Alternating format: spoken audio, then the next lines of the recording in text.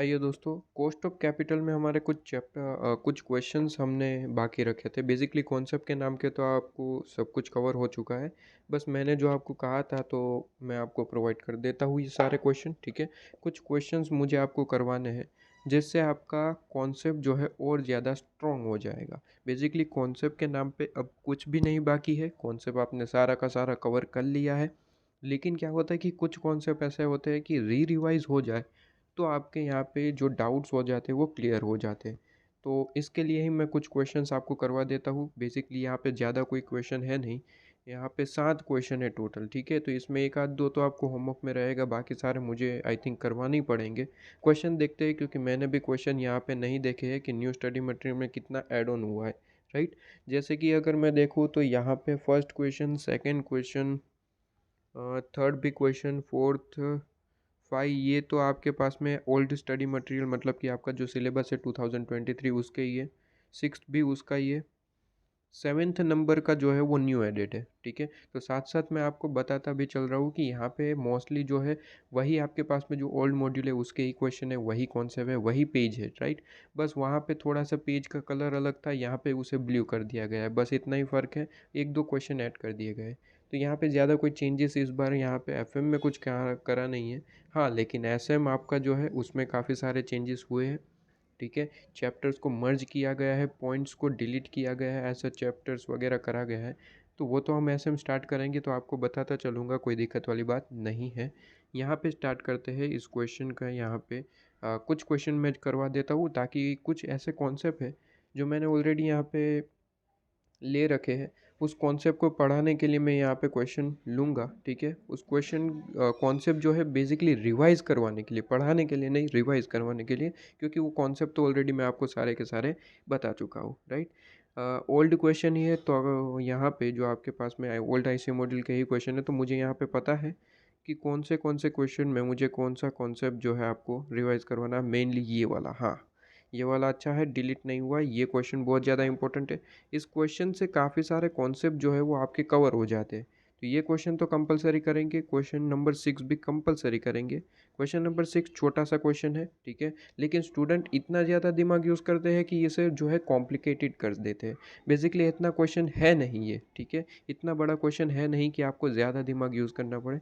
लेकिन स्टूडेंट इसकी साइज़ को देखते हैं कि क्वेश्चन कितना बड़ा है और फिर सोचने लगते हैं कि ये बहुत ज़्यादा हार्ड होगा। जैसे कि ये वाला भी क्वेश्चन, क्वेश्चन नंबर 5, इसकी लेंथ जो है वो थोड़ी सी बड़ी दिख रही है, राइट। और ये भी ऊपर से अपने एग्ज़ाम में क्वेश्चन पेपर में आए तो उसके फंड्स जो है वो थोड़े से बड़े करे जाते हैं। तो कहीं ना कहीं डेट पेज का ये क्वेश्चन हो जाता है। तो स्टूडेंट डेट पेज देख के यहाँ पे ये सोचते हैं कि ये तो बड़ा वाला क्वेश्चन है, हमें यहाँ पे सॉल्व नहीं कर पाएंगे। लेकिन अगर ध्यान से देखेंगे तो ये बड़ा क्वेश्चन नहीं है, ये छोटे छोटे पॉइंट्स से बड़ा क्वेश्चन बनाया गया है, ठीक है। जैसे कि हमने पूरे का पूरा कॉन्सेप्ट पढ़ लिया, ठीक है। इक्विटी शेयर्स पढ़े, डिबेंचर्स पढ़े, प्रेफरेंस शेयर पढ़े, रिटेन अर्निंग पढ़ा, ठीक है। अगर आप क्वेश्चन को ध्यान से देखें तो ये अलग अलग पॉइंट को बना बना के एक क्वेश्चन बड़ा कर दिया गया है, ठीक है, बड़ा कर दिया गया है। अब देखिए, इक्विटी, इक्विटी में ही डिविडेंड है, इसका मतलब हमें ये दो पॉइंट किससे रिलेटेड है सर? Equity share capital. इसको ही देख के हमें कोई फॉर्मूला डिसाइड करना है और फाइंड आउट करना है। दूसरा पॉइंट है प्रेफरेंस शेयर कैपिटल, तीसरा पॉइंट है डिबेंचर्स। तो ये सेपरेट सेपरेट पॉइंट है, ऐसा नहीं है कि पूरा का पूरा क्वेश्चन ही आपको नहीं आएगा। चलो मान लेते इक्विटी का पॉइंट समझ नहीं आया तो एक छोड़ दीजिए, प्रेफरेंस शेयर तो आएगा ही आएगा, ठीक है, डिबेंचर्स तो आएगा ही आएगा। भाई डिबेंचर्स और प्रेफरेंस शेयर इतने आसान है कि क्या ही कहें, राइट। तो ऐसे क्वेश्चन होते हैं इसमें, कि ऐसा नहीं है कि पूरे का पूरा क्वेश्चन ही आपको नहीं आएगा, आप देख के ही छोड़ देते हैं, ऐसा है ही नहीं। ये क्वेश्चन जब हम करेंगे, अभी नहीं कर रहे, लेकिन जब हम करेंगे, अभी छोटे मोटे और क्वेश्चन करते हैं ऊपर के, इसके बाद क्वेश्चन नंबर 5 पे आएंगे, जब करेंगे तो आप खुद कहेंगे कि क्वेश्चन आसान था लेकिन इसे देख के हम घबरा रहे थे, राइट। आइए, सबसे पहले देखिए, अगर मैं करवाऊँ तो यहाँ पे क्वेश्चन नंबर 1 तो होमवर्क में ही रहेगा, राइट। क्वेश्चन नंबर 1 जो है वो होमवर्क में रहेगा, छोटा सा क्वेश्चन है एकदम, ठीक है। लगभग अभी आप क्वेश्चन स्टार्ट भी कर दे तो 3 से 4 मिनट से ज़्यादा तो होगा ही नहीं। हमने जो क्वेश्चन करवाए है, ठीक है, वही कॉन्सेप्ट यहाँ पे WSCC का कॉन्सेप्ट, बेसिकली WSCC का कॉन्सेप्ट यहाँ पे भी ज़्यादा कुछ अप्लाई होने वाला नहीं है भाई। क्योंकि यहाँ पे देखिए क्वेश्चन में क्या कहा है कि 5 लाख रुपए की यहाँ पे 5 लाख टोटल शेयर्स है, ठीक है, 1 रुपये की शेयर कैपिटल के हिसाब से, ठीक है। तो यहाँ पे आपको टोटल 5 लाख रुपए का यहाँ पे अमाउंट दिया गया है। इसके बाद कहता है कि एक्स डिविडेंड मार्केट प्राइस जो है वो आपके पास में कितनी है, ₹1.50 पर शेयर। मतलब कि मार्केट प्राइस, ये 5,000 शेयर की मार्केट प्राइस कितनी है, ₹1.5, ठीक है, पर शेयर के हिसाब से। ओके, 1 रुपये वाले हैं लेकिन मार्केट में इसकी प्राइस कितनी चल रही है, 1.5। तो 5 लाख इंटू 1.5 करेंगे तो मार्केट प्राइस आपको मिल जाएगी अगर चाहिए तो, राइट। क्वेश्चन आगे बढ़ते हैं, पता चल जाएगा। Company has just paid dividend, paid, okay, word क्या यूज़ करा गया है, पेड। देखिए, अगर आपने कॉन्सेप्ट रिवाइज नहीं करा है, मतलब कि कुछ टाइम पहले अगर ये लेक्चर्स कंप्लीट करे हैं और आपको कॉन्सेप्ट याद नहीं है, तो हमने क्विक रिवीजन वीडियो पुट करा है, ठीक है। क्विक रिवीजन वीडियो अपलोड किया है, वो आप ज़रूर देख के इसके बाद ही ये क्वेश्चन स्टार्ट करिएगा, वरना फिर खुद से घबरा जाएंगे कि ये क्या हो रहा है। लेकिन ये कुछ भी नहीं हो रहा है, क्वेश्चन आप जो है बहुत ज़्यादा सिंपल है, लेकिन आप कॉन्सेप्ट भूल चुके हैं।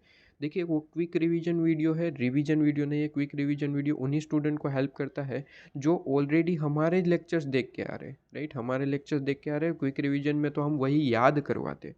रिवीजन वीडियो नहीं है, क्विक रिवीजन वीडियो है। तो अगर आपने लेक्चर्स दे रखे हैं वो, ठीक है, तो क्विक रिवीजन वीडियो देख के आएंगे, आपके मार्क्स में बहुत ज़्यादा हेल्पफुल होगा। क्विक रिवीजन वीडियो छोटा सा होता है, ज़्यादा कुछ यहाँ पे बड़ा नहीं होता।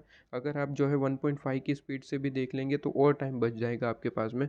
और आपको पता ही है कि हमारा जो स्पीकिंग जो स्पीड होता है वो बहुत ज़्यादा स्लो होता है, राइट। तो अगर आप 1.5 पे भी देखेंगे तो आप कहेंगे कि ये तो और भी ज़्यादा स्लो ही है, राइट। तो आप जो है देख सकते हैं अपने जैसे भी कंफर्ट आता है। और अगर 1.1x की स्पीड पे भी देखें तो भी छोटा सा ही वीडियो हमने डाला है, इतना बड़ा कोई वीडियो नहीं है। चलिए, तो पेड डिविडेंड है कितना, 27 पैसा लिखा है। देखिए, यहाँ पे रुपीज़ नहीं है, पैसा है, ठीक है। पर रुपीज़ आपके पास में 1 रुपये पे कितना, 27 पैसा पर यहाँ पे शेयर के हिसाब से जो है यहाँ पे डिविडेंड बांटा गया है। 27 पैसा मतलब कि 0.27 रुपीज़। ये तो आपको समझ में आता है, ये तो फोर्थ लेवल का आपके पास में चीज़ें हैं, राइट। 27 पैसा मतलब कि कितने रुपीज़ सर, रुपीज़ 0.27, राइट। इसके बाद कहता है डिविडेंड आर एक्सपेक्टेड। अब वर्ड यूज़ करा है expected to continue at the level for the some time. मतलब कि यही लेवल हम जो है डिसाइड करके चल रहे हैं कि यही लेवल पे हम जो है इसी टाइप का डिविडेंड हम आगे भी डिक्लेयर करते रहेंगे। मतलब कि आज 27 पैसा जो हमने डिविडेंड डिक्लेयर किया है, फ्यूचर में भी 27 पैसे ही क्या करने वाले हैं सर, डिक्लेयर करने वाले। मतलब कि जो आपको D0 दिख रहा है, 27 पैसा D0 दिख रहा है, वही D1 रहेगा, क्योंकि सेम लेवल ये एक्सपेक्ट कर रहे हैं, राइट। तो D1 भी कितना रहेगा, 0.27। और आपके पास में कहता है कि weighted average cost of capital निकालिए। इनके पास कोई भी डेप्थ नहीं है, तो सिर्फ और सिर्फ इक्विटी है, ठीक है। तो वेटेड एवरेज में कुछ है ही नहीं, मतलब वेटेड एवरेज निकलेगा ही नहीं भाई।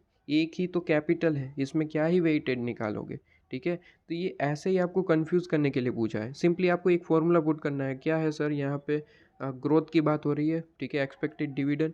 और ग्रोथ वगैरह तो नहीं बात हो रही है, ठीक है, ग्रोथ नहीं है, तो यहाँ पे सिंपली हम नॉर्मल फार्मूला यूज़ करेंगे। आपको D1 गिवन है, आपको यहाँ पे मार्केट प्राइस गिवन है, राइट। तो कौन सा फॉर्मूला सर, KE निकालना है, कॉस्ट ऑफ इक्विटी है ना। तो के ई निकालना है, K E is equal to D1 divide by P0। Normal formula use कर लेंगे। बताइए इसमें कौन सी बड़ी बात थी, D1 कितना है वही मेंटेन करके चलना है, 0.27, और डिवाइड बाई यहाँ पे P1 कितना है, P0 कितना है, P0 मार्केट प्राइस, राइट। तो यहाँ पे 1.5, ठीक है। 0.27 डिवाइड बाई 1.5, तो ये आंसर आ जाएगा 0.18। और करके 18% भी लिखना है, ठीक है। ये ऑलरेडी मैं आपको बता चुका हूँ अपने लेक्चर्स में। यहाँ पे मैं सिंपली आपको नॉलेज प्रोवाइड कर रहा हूँ, यहाँ पे कोई क्वेश्चन नहीं करवा रहा हूँ। मैं आपको सिंपली कॉन्सेप्ट को रिवाइज करने के लिए ये क्वेश्चन की डिस्कशन कर रहा हूँ, राइट।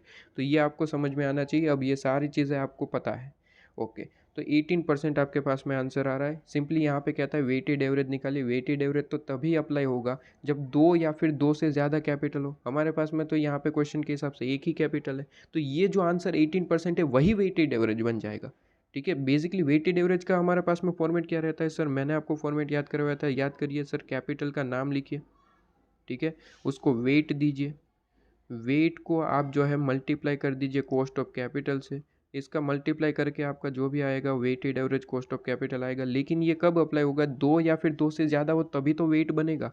अगर एक ही कैपिटल है तो उसका वेट भी एक ही रहेगा, एक इंटू वही कॉस्ट ऑफ कैपिटल 18% करोगे तो वही रहना है ना भाई, वही रहना है। तो यहाँ पे कोई कैलकुलेशन का कोई तुरंत बनता है क्या, नहीं। ठीक है, दो या फिर दो से ज़्यादा अगर कैपिटल है तो कैलकुलेशन का कोई यहाँ पे लॉजिक बनता है। ठीक है, तो चलिए सॉल्यूशन में 18% आ रहा है, वही देख लीजिए एक बार, देख लीजिए 18% आपके पास में यहाँ पे बन रहा है। ठीक है, तो छोटा सा क्वेश्चन था, यहाँ पे कोई बड़ा नहीं था, लेकिन मैंने होमवर्क होमवर्क करके करके क्वेश्चन ही डिस्कस कर दिया। ठीक है ना, चलिए कोई दिक्कत नहीं है, क्वेश्चन डिस्कस हो गया तो होमवर्क से हटा देते हैं। चलिए ये हटा देता हूँ मैं यहाँ पे, क्योंकि इसकी डिस्कशन, ये क्वेश्चन नंबर 2 की डिस्कशन के लिए हो सकता है जगह की हमें ज़रूरत हो। क्वेश्चन नंबर 2 मैंने करवाया हुआ है, आपको सिंपली डिस्कशन करवाऊँगा, राइट। देखिए ये सेम आपका क्वेश्चन है जैसे कि मैंने आपको करवाया था लेक्चर में, सेम क्वेश्चन ऐसा है, यहाँ पे कोई यहाँ पे बढ़िया बात नहीं है, राइट। कहता है कि यहाँ पे इक्विटी शेयर कैपिटल है 65 lakh rupees, preference share capital है 12% वाले प्रेफरेंस शेयर है। ठीक है, तो 12% के हिसाब से इस पर डिविडेंड पे करना पड़ेगा। डिविडेंड ऑलवेज आपके पास में फेस वैल्यू पे होता है, फेस वैल्यू कैलकुलेट करनी पड़ेगी। अगर नहीं है तो फिर वही हम मान के चलेंगे कि जो अमाउंट है उस पर ही 12% देंगे।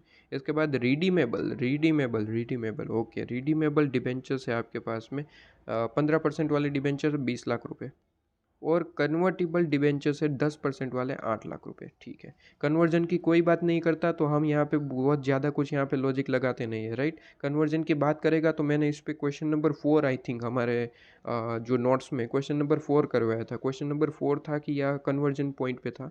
ठीक है, मैंने आपको पूरे का पूरा क्वेश्चन करवाया था। कन्वर्जन से रिलेटेड इन्फॉर्मेशन देगा तो फिर उस क्वेश्चन के हिसाब से हम यहाँ पे कैलकुलेशन करेंगे, लेकिन कन्वर्जन से रिलेटेड अगर इक्विटी शेयर से रिलेटेड कोई इन्फॉर्मेशन ही नहीं है, ठीक है, अगर वो इन्फॉर्मेशन देगा कि 5 साल बाद कन्वर्जन होने वाला है, इतने इक्विटी शेयर मिलने वाले हैं, ऐसा कुछ होगा तो लॉजिक दौड़ाएंगे, खामखा अपना दिमाग मत दौड़ाइए, राइट। तो यहाँ पे देखिए कन्वर्टिबल डिबेंचर्स तो है, लेकिन इससे रिलेटेड इन्फॉर्मेशन होगी तो दिमाग दौड़ाना है, वरना डायरेक्ट 10% करके ख़त्म करो कहानी, राइट। आगे बढ़ते हैं। कहता है कि कॉस्ट ऑफ इक्विटी के बारे में इंफॉर्मेशन दे रहा है कि कॉस्ट ऑफ इक्विटी बताइए के ई है। ठीक है, कॉस्ट ऑफ इक्विटी के ई आपको गिवन है कितना 16%, 16.30% है, और टैक्स रेट आपका 30% कहता है weighted average cost of capital. छोटा सा क्वेश्चन, कोई भी मैक्सिमम इन्फॉर्मेशन नहीं है, सिंपली डायरेक्ट सारी की सारी इन्फॉर्मेशन है। जल्दी से निकालिए weighted average cost of capital, 3 column बनाइए। मेनली सबसे पहले तो वही बनाना पड़ेगा, क्या है सर, कैपिटल। ठीक है, कैपिटल, अमाउंट और कॉस्ट ऑफ वेट। ठीक है, हमारा फॉर्मेट याद है ना, मैंने आपको लिखवा रखा है, वेट, राइट। ये 3 कॉलम सबसे पहले बननी चाहिए ताकि हम वेट निकाल पाए। वेट निकालने के बाद उसे मल्टीप्लाई कर देंगे कॉस्ट ऑफ कैपिटल से।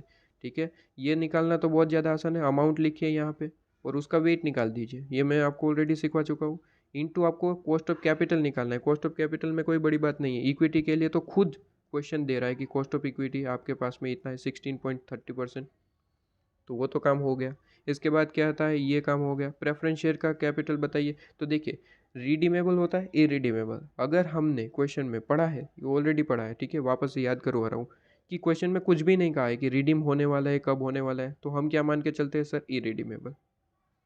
ठीक है, और इरिडीमेबल का फॉर्मूला क्या है sir, P D divide by P zero, या फिर एन पी लिख सकते हैं, नेट प्रोसीड, राइट। तो आप कोई भी वर्ड यूज़ कर सकते हैं, P zero is equal to net proceed होता है, तो आपके पास में ये बन जाएगा।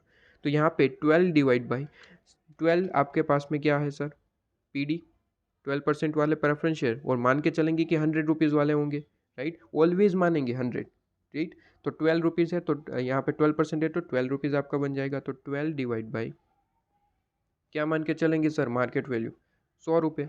ठीक है, तो यहाँ पे 12% ही निकल के आएगा, जो है वही मान के चलेंगे। अगर ज़्यादा इन्फॉर्मेशन नहीं है तो वो 12% है, उसे 12% ही मान के चलो, राइट। अब यहाँ पे देखिए रिडीमेबल है डिबेंचर्स, लेकिन रिडीमेबल के बारे में कोई इन्फॉर्मेशन तो देता नहीं है। रिडीमेबल के बारे में कोई इन्फॉर्मेशन ही नहीं दिया कि रिडीम कब होने वाला है, ऐसा कुछ। यहाँ पे सिर्फ वर्ड ही लिख दिया रिडीमेबल, तो वही पॉइंट पढ़ाने के लिए मैं क्वेश्चन करो। लेकिन देखिए सबसे पहले तो यहाँ पे वर्ड पे ध्यान दीजिए, रिडीमेबल है, राइट। सबसे पहले वापस से मैं बता रहा हूँ, एक बार अच्छे से सुन लीजिए। वर्ड क्या लिखा है सर, रिडीमेबल। जैसे ही रिडीमेबल लिखता है, हम रिडीमेबल का फॉर्मूला याद करते हैं sir, R V minus N P divide by N वगैरह, वो सारी चीज़ें, R V plus N P divide by 2, पूरे का पूरा फॉर्मूला याद कर लिया। नीचे पढ़ा तो पता चला कि रिडीमेबल से रिलेटेड और कोई इन्फॉर्मेशन है ही नहीं।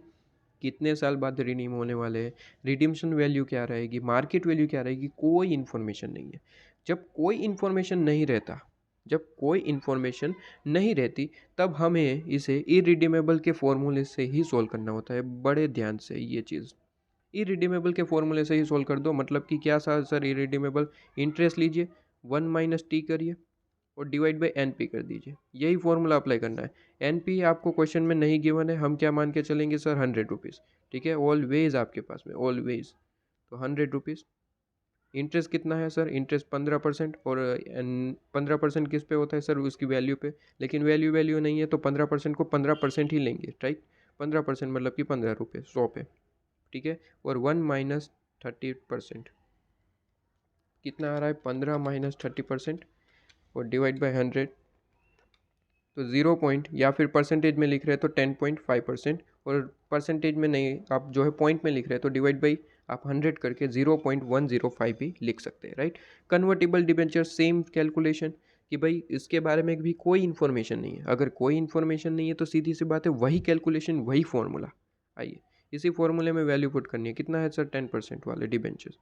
इंटरेस्ट इसमें आता है, सॉरी, इसमें टैक्स रेट माइनस करना पड़ता है, 1 - t कितना है, 30%। तो 10 - 30% डिवाइड बाई 100। 10 - 30% डिवाइड बाई 100 मतलब कि 0.07 या फिर 7% भी लिख सकते हैं। कर दीजिए मल्टीप्लाई, आंसर आ जाएगा, जैसे कि सॉल्यूशन में बता दूँ। देखिए, सबसे पहला तो 16.30% क्वेश्चन ही दे रहा है आपको यहाँ पे की, तो बाकी सारे देखिए हमने निकाले 0.120 मतलब कि 12% आपके पास में। यहाँ पे 10.5%, यहाँ पे 0.70 अभी अभी निकाला, राइट। तो यहाँ पे ये चीज़ आपके पास में आ जाती है 0.07, राइट। तो ये चीज़ आपके पास में क्लियर। छोटे मोटे क्वेश्चन है, आप कर भी सकते थे, राइट। मेन क्वेश्चन तो मुझे वो 5 और 6 ही करवाना है, ठीक है। बाकी सारे तो ऊपर ऊपर से बता देता हूँ। कहीं कोई आपको दिक्कत हो तो आप मुझे पूछ भी सकते हैं, राइट। ऐसा भी हो सकता है कि कहीं आपको यहाँ पे डाउट हो जो मेरे से डिस्कशन में ना हो, मुझे लगा हो कि वो इजी होगा, आपके पास में समझ आ जाएगा। लेकिन अगर आपको समझ नहीं आया है, कोई भी पॉइंट है, कमेंट सेक्शन में बता सकते हैं, टेलीग्राम में बता सकते हैं, कोई दिक्कत वाली बात नहीं है। क्वेश्चन नंबर 3 देखिए, क्वेश्चन नंबर 3 क्या कहता है, सिंपल सा टॉपिक है। कहता है कि एबीसी कंपनी है, कहता है क्वार्टेड मार्केट प्राइस 25 रुपीज़। मतलब कि मार्केट प्राइस यहाँ पे शेयर का कितना है, 25 रुपीज़ पर शेयर के हिसाब से। डिविडेंड जो है, page dividend, company page dividend ₹2 पर शेयर के हिसाब से, ठीक है। और इन्वेस्टर जो है उनका एक्सपेक्टेशन है 6%। अब यहाँ पे मेन बात ध्यान से सुनना, ये रेट गिवन है, ठीक है। Investors market expectation growth rate, ठीक है। क्या गिवन है, रेट, कौन सा, ग्रोथ रेट, ठीक है। ग्रोथ रेट गिवन है, ग्रोथ रेट, ओके जी। तो जी गिवन है, तो यहाँ पे जब जी दे देता है तो हमारा एक ही फॉर्मूला बनता है, कौन सा sir, K E is equal to D1 divide by P0, और क्या बनता है सर, प्लस जी।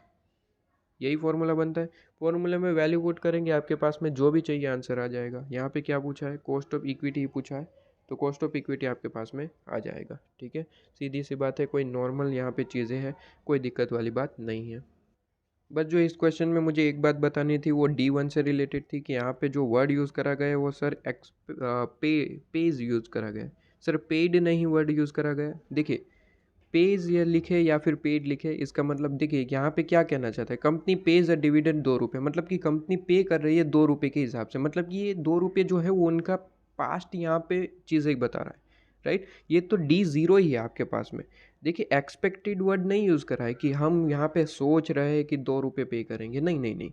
यहाँ पे कहता है कि कंपनी पेज डिविडेंड, मतलब कि ये ऑलरेडी पे करती आ रही है ₹2 के हिसाब से, तो ये क्या है सर, D0 है, ठीक है। तो बस इतनी चीज़ें यहाँ पे ध्यान रखनी थी कि D0 है, तो D1 निकालने के लिए क्या करेंगे सर, D1 निकालने के लिए D1 का फॉर्मूला यूज़ करेंगे, D0 प्लस ग्रोथ, मतलब कि 2 प्लस 6% कर देना, तो यहाँ पे आंसर आ जाएगा 2 प्लस 6%। मतलब कि D1 कितना माना जाएगा, D1 आपका 2.12 माना जाएगा। डिवाइड बाई P0 कर देना, P0 क्वेश्चन में गिवन है 25, और प्लस कर देना 6%, आपका ग्रोथ आपके पास में आंसर आ जाएगा। चलिए ये भी बता देता हूँ कितना आंसर आएगा, 2.12 डिवाइड बाई आपके पास में 25, ठीक है, और 6% है, मतलब कि 0.06।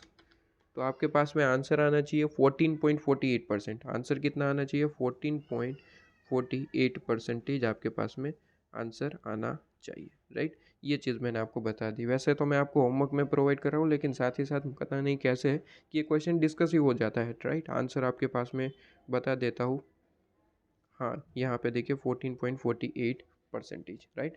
कई बार ये ऐसे मॉड्यूल में गलती भी करते हैं, लेकिन कोई दिक्कत नहीं, हमारे पास में कॉन्सेप्ट क्लियर है, आगे बढ़ेंगे। इसके बाद यहाँ पे कहता है कि if the company issue 10% debentures of the face value 100 रुपये के हिसाब से रिलीज, मतलब कि आपको यहाँ पे रिडीम्शन वैल्यू गिवन है 96 के हिसाब से, ठीक है। 96 के हिसाब से रिडीम्शन वैल्यू गिवन है और आपको यहाँ पे चीज़ें गिवन है। कहता है YTM मेथड निकालिए, ठीक है।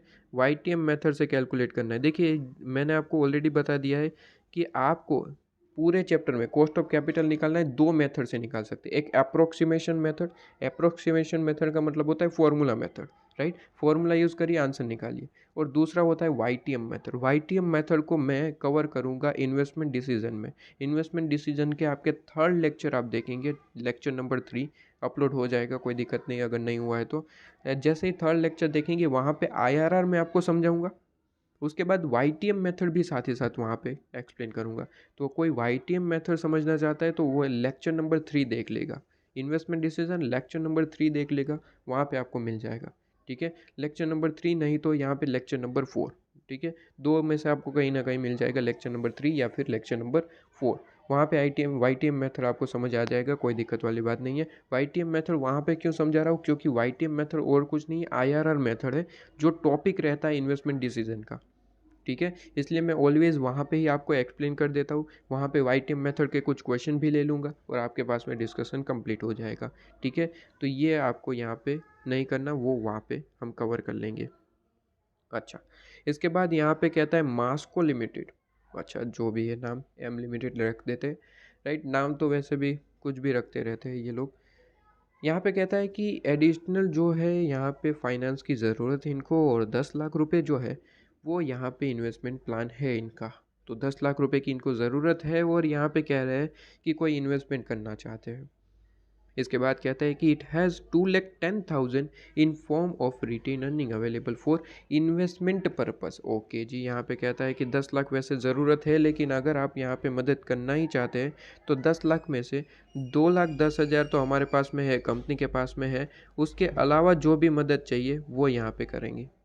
मतलब कि कंपनी ये कहना चाहती है कि 10 लाख रुपए की ज़रूरत है, लेकिन 2,10,000 तो रिटेन अर्निंग में पड़े हुए हैं, ठीक है। तो उसका तो यूज़ हम कर लेंगे। तो रिमेनिंग कितना बचा, 10 लाख माइनस 2,10,000, मतलब कि रिमेनिंग 7,90,000, 7,90,000 की इनको नेट ज़रूरत है। नेट अमाउंट की कितनी ज़रूरत है, 7,90,000 की ज़रूरत है, ठीक है। आगे कहता है कि डेप्ट इक्विटी रेशियो, डेप्ट इक्विटी रेशियो कितना है सर। डेप्ट इक्विटी रेशियो है 3:7। ये डेप्ट इक्विटी रेशियो वगैरह जो है आप मेरे साथ रेशियो एनालिसिस में अच्छे से पढ़ते हैं, लेकिन यहाँ पे आया है तो बता दूँ, डेप्ट इक्विटी रेशियो मतलब कि जिस तरीके से ये देता है उसका ही रेशियो का मतलब निकलता है। डेप्ट इक्विटी मतलब कि पहले डेप्ट है उसके बाद इक्विटी है। इसका मतलब होता है कि अगर आप कंपनी के पास 3 डेप्ट है, ठीक है, 3 डेप्ट है तो उसके सामने कितनी, 7, यहाँ पे 7 क्या है सर, इक्विटी है।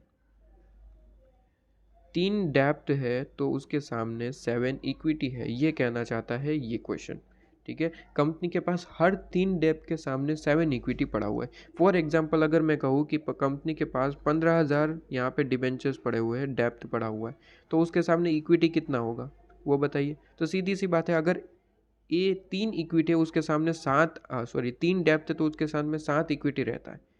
3 डेप्ट रहता है तो उसके सामने 7 इक्विटी होता है, ठीक है। क्वेश्चन ने कहा तो 15,000 डेप्थ है, ठीक है, तो उसके सामने इक्विटी कितना होगा, क्रॉस मल्टीप्लाई करके आंसर निकाल लेंगे, ये तो सिंपल सी चीज़ है। तो ये लॉजिक मैं आपको बता रहा था, 15,000 इंटू 7 डिवाइड बाई 3, तो यहाँ पे कह देंगे कि हमारे पास में 35,000 इक्विटी शेयर्स होंगे, ठीक है। ये सिंपली मैं आपको एक्सप्लेन कर रहा था कि ऐसा क्वेश्चन कहे तो डायरेक्टली निकल सकता है, कोई बड़ी बात नहीं है, ठीक है। चलिए, इसके बाद कहता है कि कॉस्ट ऑफ डेप्थ के बारे में कहता है कि अगर आप अप टू 1,80,000 तक का डेप्थ यहाँ पे रिसीव करते हैं तो 10% के हिसाब से इंटरेस्ट लगेगा, और उससे ज़्यादा जाएंगे तो 16% के हिसाब से इंटरेस्ट लगेगा। ऐसा क्वेश्चन मैं आपको ऑलरेडी करवा चुका हूँ, ऐसा क्वेश्चन ऑलरेडी मैं आपको करवा चुका हूँ, राइट। यहाँ पे हमने ऐसा क्वेश्चन कहाँ पे कौन सा करा था, ऐसा क्वेश्चन हमारा कौन सा था,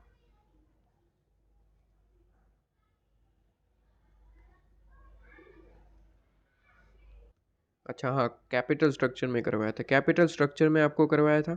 ठीक है, ये लेक्चर मैं कैपिटल स्ट्रक्चर अपलोड करने के बाद क्यों प्रोवाइड कर रहा हूँ, क्योंकि मैंने आपको वैसे भी बता रखा है कि पहले आप कैपिटल स्ट्रक्चर देख लेंगे, उसके बाद ही क्वेश्चन करेंगे, क्योंकि ये पूरे का पूरा क्वेश्चन कैपिटल स्ट्रक्चर से मिक्स करा गया है। ठीक है, तो ये कैपिटल स्ट्रक्चर में मैंने ऐसा क्वेश्चन ऑलरेडी करवा दिया है, वो क्वेश्चन देखेंगे, ये सिंपल है, आपका समझ में आ जाएगा। ठीक है, ये कॉस्ट ऑफ कैपिटल और कैपिटल स्ट्रक्चर को मिक्स करा गया है, वो क्वेश्चन है। ठीक है, तो कैपिटल स्ट्रक्चर आपने कंप्लीट नहीं किया तो आप एक बार के लिए इसे स्किप करिए। कैपिटल स्ट्रक्चर जब कंप्लीट हो जाएगा ये क्वेश्चन आप करेंगे, राइट। तो यहाँ पे सिंपली वो चीज़ कह रहा है कि यहाँ इसकी कैलकुलेशन इंटरेस्ट की कैसे होती है, कैपिटल स्ट्रक्चर में आपको समझा चुका हूँ। इसके बाद ईपीएस आपको दे रहा है, डिविडेंड पे आउट आपको रेशियो दे रहा है, 50% हम पे आउट करते हैं। तो यहाँ पे सिंपली समझिए, पे आउट का रेशियो ऑलरेडी मैं आपको समझा चुका हूँ। ठीक है, ये आपके पास में क्या होता है सर, डिविडेंड डिसीजन चैप्टर में तो वैसे भी डिटेल में पढ़ना है।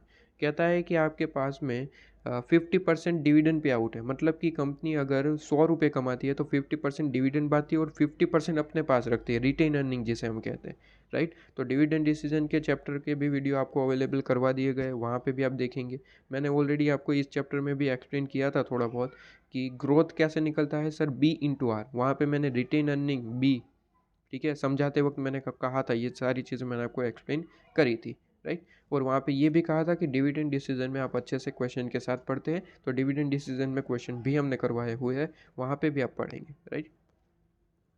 इसके बाद एक्सपेक्टेड ग्रोथ रेट जो है ऑफ डिविडेंड आपके पास में इतना है, करंट आपके पास में मार्केट प्राइस इतनी है और टैक्स रेट आपका इतना है। सिंपल सच क्वेश्चन है, इसमें कोई बड़ी बात नहीं है। सिंपली आपको कहता है कि एडिशनल हमें फाइनेंस कितना करना पड़ेगा, तो एडिशनल फाइनेंस आपको कितना करना पड़ेगा, छोटी सी बात है, यहाँ पे कोई बड़ी बात है नहीं।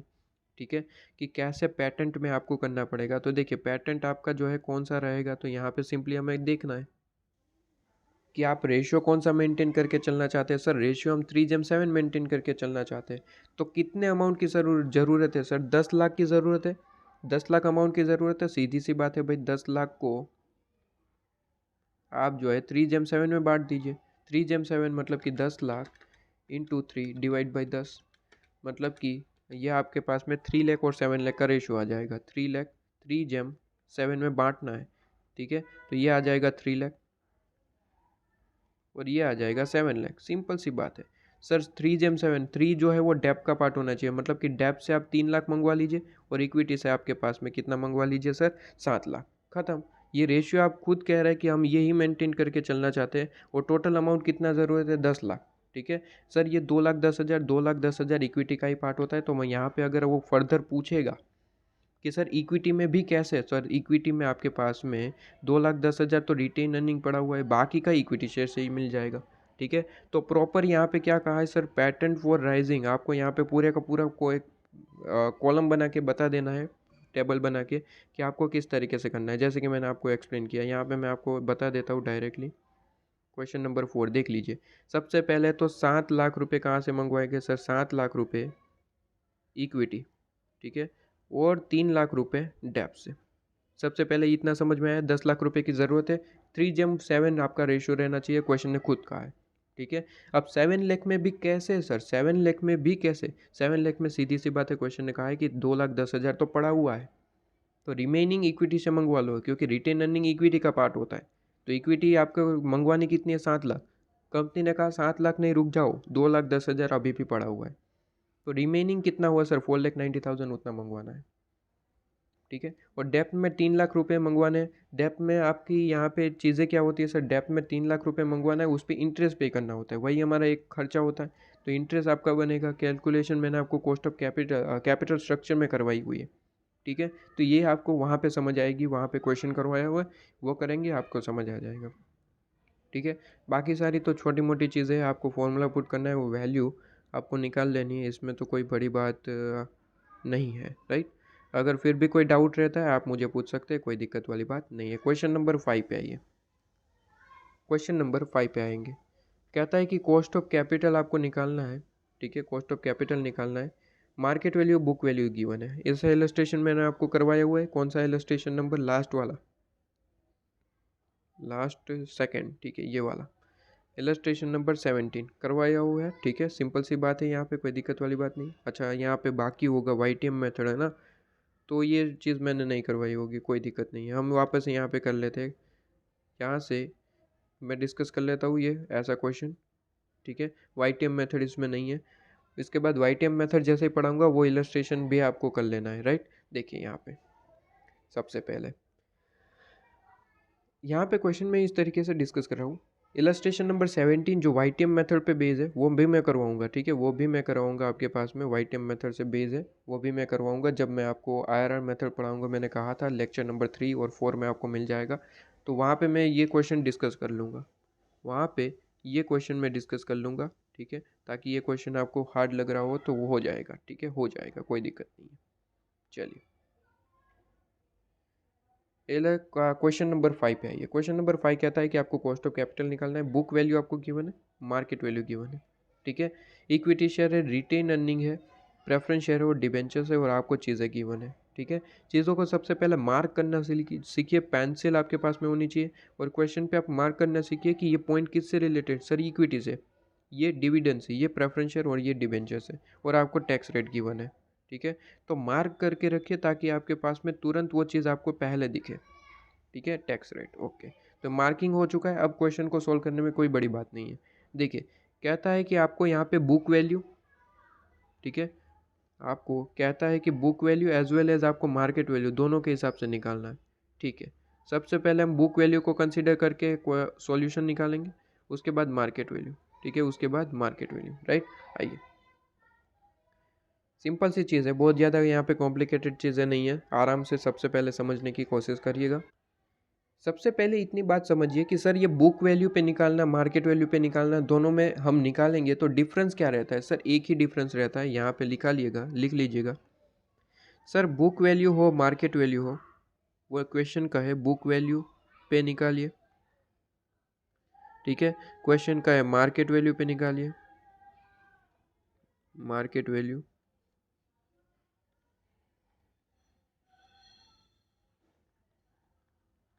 ठीक है। मार्केट वैल्यू कहता है कि डिफरेंस क्या रहता है, मेन डिफरेंस यहाँ पे चेंजेस का क्या होती है, इन दोनों में क्या चेंज है, तो चेंज इज ओनली, चेंज जो है वो एक ही चीज़ है, ओनली क्या चीज़ है सर, चेंज इज ओनली आपके पास में वेट। याद करिए sir, weighted average cost of capital, ये चीज़ वहीं से निकालनी पड़ेगी, वैसे ही निकालनी पड़ेगी, सीधी सी बात है, weighted average cost of capital से ही निकालनी पड़ेगी, ठीक है। कहता है कि वेट आपको देना है, मतलब कि weighted average cost of capital से पूछ रहा है, ठीक है। और वेटेड एवरेज कॉस्ट को कैपिटल कंपलसरी अप्लाई करनी पड़ेगी क्योंकि यहाँ पे दो या फिर दो से ज़्यादा कैपिटल है, तो ओवरऑल आपको यहाँ पे अगर कॉस्ट निकालनी है तो weighted average cost of capital निकालनी पड़ेगी। और वैसे भी क्वेश्चन ने कहा है कि वेट आपको देना है, ठीक है, मतलब कि weighted average cost of capital पूछ रहा है। अब यहाँ पे चेंजेस क्या होता है सर, मार्केट वैल्यू से निकालना, बुक वैल्यू से निकालना, दोनों में एक ही चेंज हो, वेट में चेंज होता है और बाकी सब कुछ सेम रहेगा, बाकी सब कुछ सेम रहेगा, नो चेंज आपके पास में, नो चेंज, ठीक है, सब कुछ सेम रहेगा, सिर्फ और सिर्फ वेट बदलेगा, ठीक है। मार्केट वैल्यू और बुक वैल्यू में सिर्फ और सिर्फ वेट बदलता है और कुछ नहीं, और कुछ भी नहीं, ठीक है। चलिए इस क्वेश्चन को मैं आपको डिस्कस करवाना चाहूँगा आपके पास में, एक मिनट ज़रा। क्वेश्चन नंबर 5 आप देख लेंगे किस तरीके से, क्वेश्चन नंबर 5, ठीक है। ऊपर ऊपर से इन्फॉर्मेशन दूंगा, क्वेश्चन आप खुद से करेंगे क्योंकि यहाँ पे कोई बड़ी बात नहीं है। सिंपली ऐसा दो तरीके, बुक वैल्यू मार्केट वैल्यू, तो स्टूडेंट घबरा जाते हैं। बहुत ही सिंपल, सिर्फ और सिर्फ वेट में चेंज होगा, बाकी सब कुछ सेम रहेगा। सबसे पहले क्या करना है sir, weighted average cost of capital निकालना है, ठीक है। उसी से ही तो निकलेगा, जब दो या फिर दो से ज़्यादा कैपिटल से तो आपका ओवरऑल एक चीज़ निकालना है, रेट। तो कैसे निकालोगे sir, weighted average cost of capital, question में ऑलवेज बोला होगा, साइन देगा वो, वेट निकालिए, या फिर weighted average cost of capital directly देगा, ठीक है। तो यहाँ पे weighted average cost of capital से आपको क्वेश्चन को सोल्व करना है। तो weighted average cost of capital, WACC मैं शॉर्ट में लिख रहा हूँ, आप नहीं लिखेंगे, ठीक है। चलिए, तो ये चीज़ आपके पास में, सिंपली हम क्या करेंगे, हेडिंग दे देंगे, अपना फॉर्मेट प्रिपेयर कर दीजिए। सबसे पहले क्या है, कैपिटल का नेम, कैपिटल, ठीक है। यहाँ पे नेम लिखेंगे, इक्विटी है, डिबेंचर्स है, प्रेफरेंस शेयर है, जो भी है क्वेश्चन के हिसाब से लिखेंगे।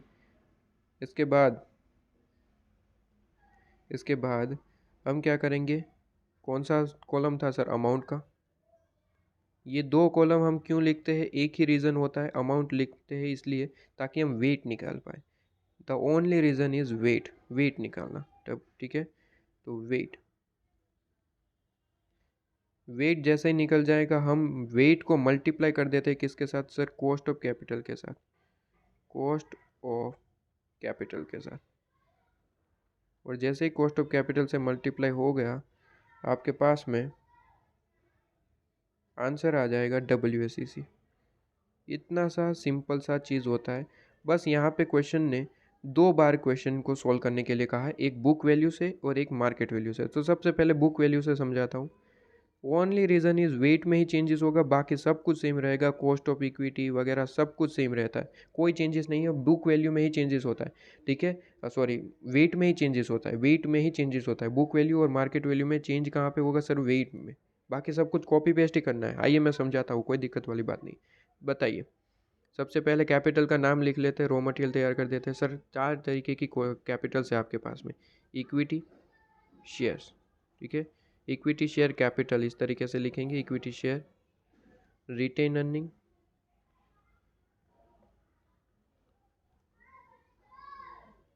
रिटेन अर्निंग आपके पास, ठीक है, प्रेफरेंस शेयर,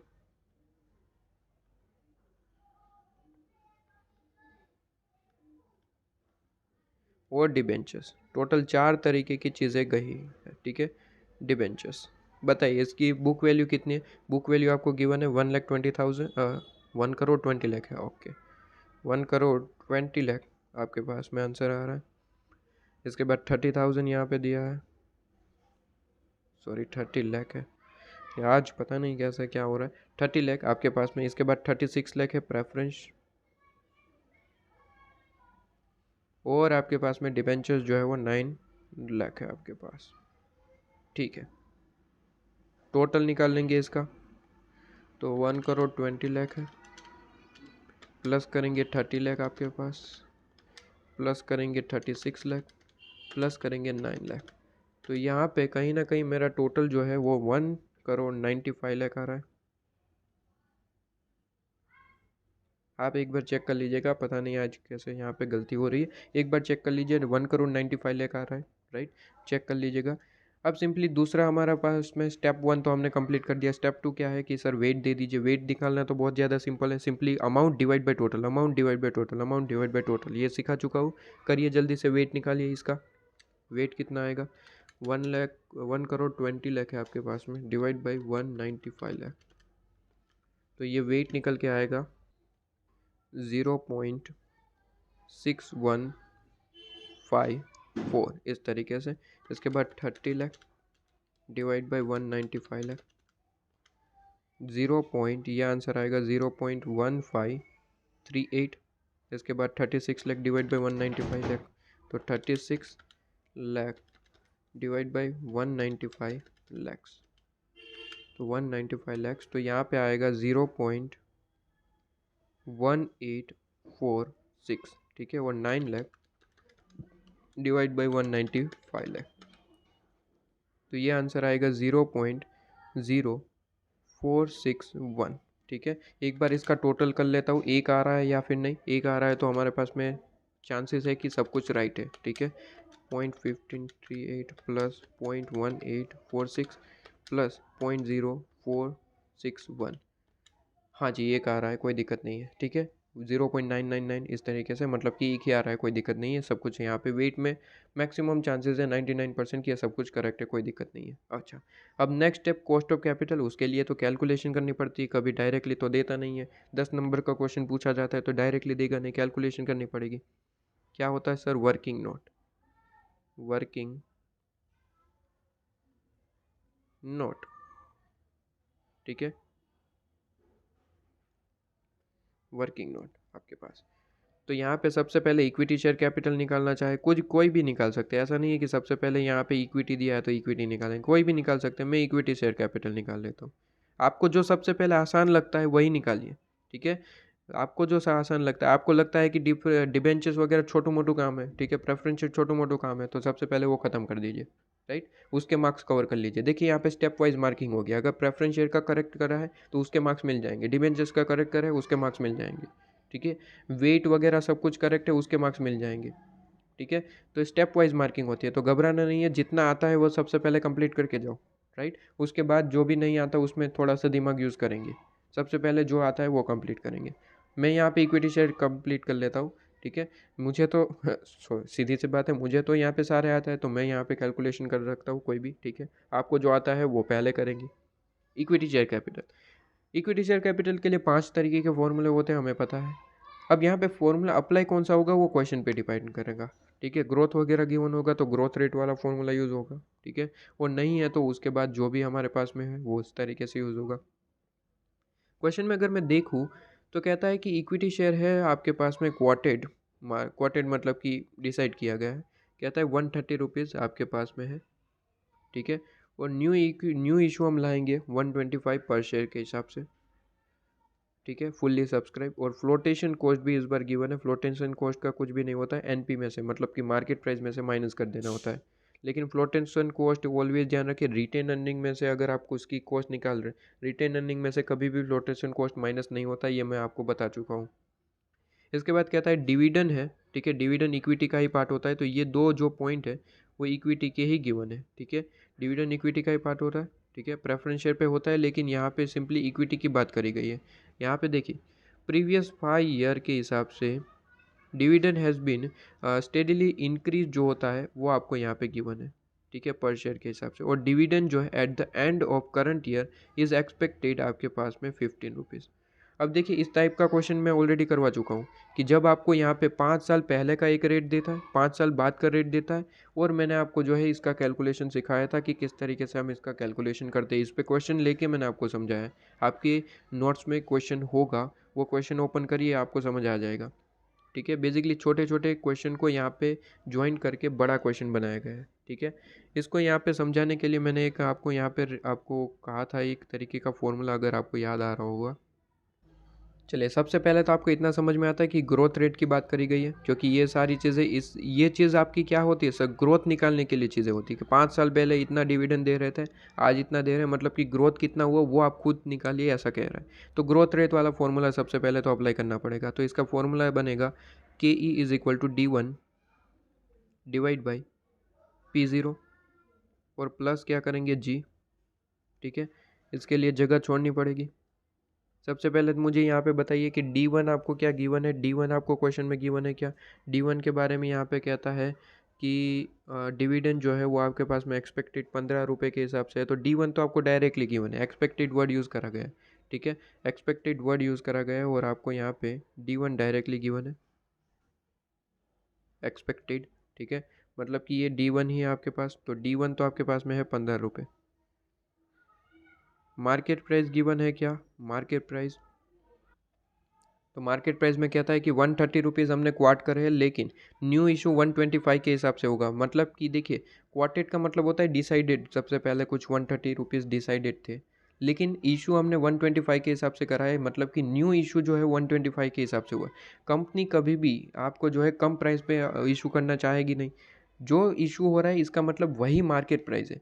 यह भी स्टार्टिंग अभी जो करंट यहाँ पे मार्केट प्राइस कितना है, करंटली आपके पास में मार्केट प्राइस कितना है सर, यहाँ पे जो मार्केट प्राइस है मतलब कि लास्ट हमने जो इशू करा, ठीक है, लास्ट इशू जो करा उसका मार्केट प्राइस कितना है एमपी, उसका एमपी जो है 125 है। तो ऑलवेज ध्यान रखिए कि जब आपको यहाँ पे गिवन है कि आपके पास में 130 क्वार्टेड करे गए, लेकिन हमने 125 के हिसाब से इशू किया थे शेयर्स। ठीक है, तो जो इशू किए थे उस प्राइस को हमें कंसिडर करना है, मतलब कि P0 आपका कितना होगा 125। ठीक है, तो ऑलवेज ये चीज़ भी आप मार्क करके लिखिए, इसमें यहाँ पे लिख लीजिए यहाँ पे, ताकि एग्जाम टाइम पे याद रहे कि 130 नहीं लेना है, 125 जो इशू किए वही हमारे मेन प्राइस है। ठीक है, तो जो शेयर्स हमने इशू किए थे 125 के हिसाब से वही लेंगे। लेकिन यहाँ पे एक और चीज़ है कि फ्लोटिंग कॉस्ट है आपके 5 रुपये, तो फ्लोटिंग कॉस्ट भी आपको 5 रुपये लेना है। ठीक है, यहाँ पे 125 है,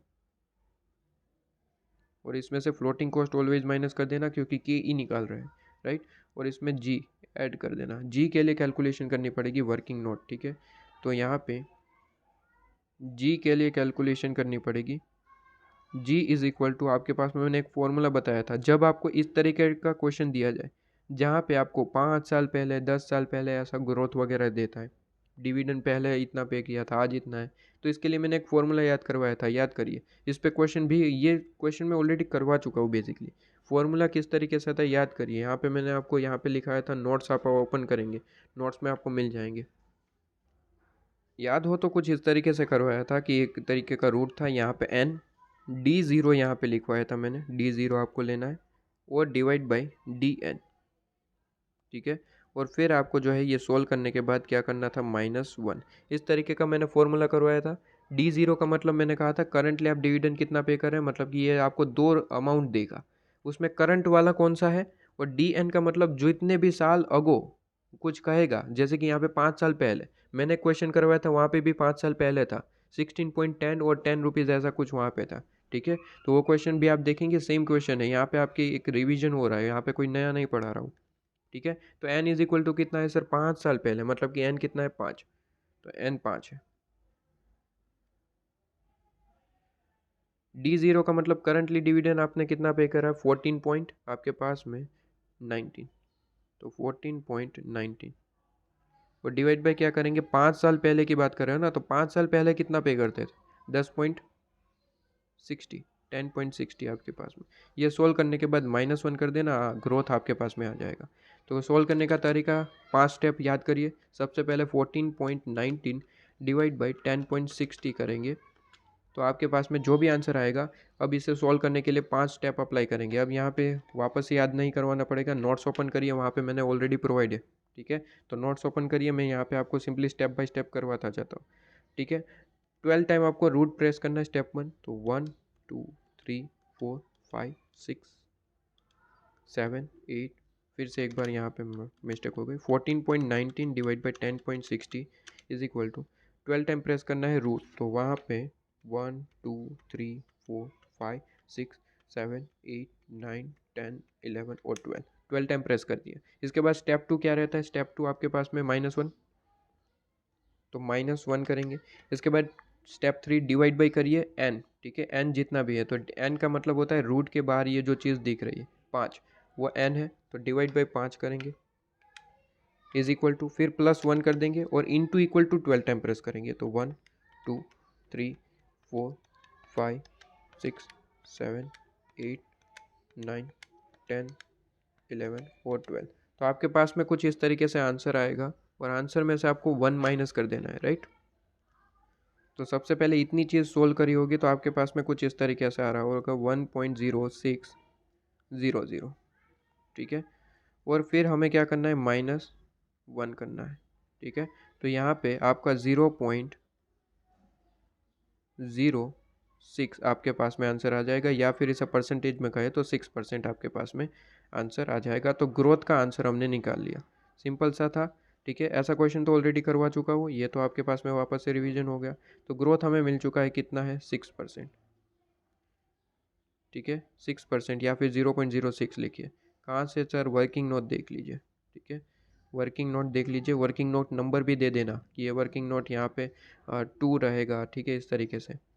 ओके, तो यहाँ पे जल्दी से इसका सॉल्यूशन लेके आइए, 15 डिवाइड बाई 120 प्लस 0.06, तो यहाँ पे आपके पास में आंसर आएगा 18.5% आ रहा है, जिसे हम 0.185 भी लिख सकते हैं, ठीक है। तो इसे हाईलाइट कर दीजिए, चलिए।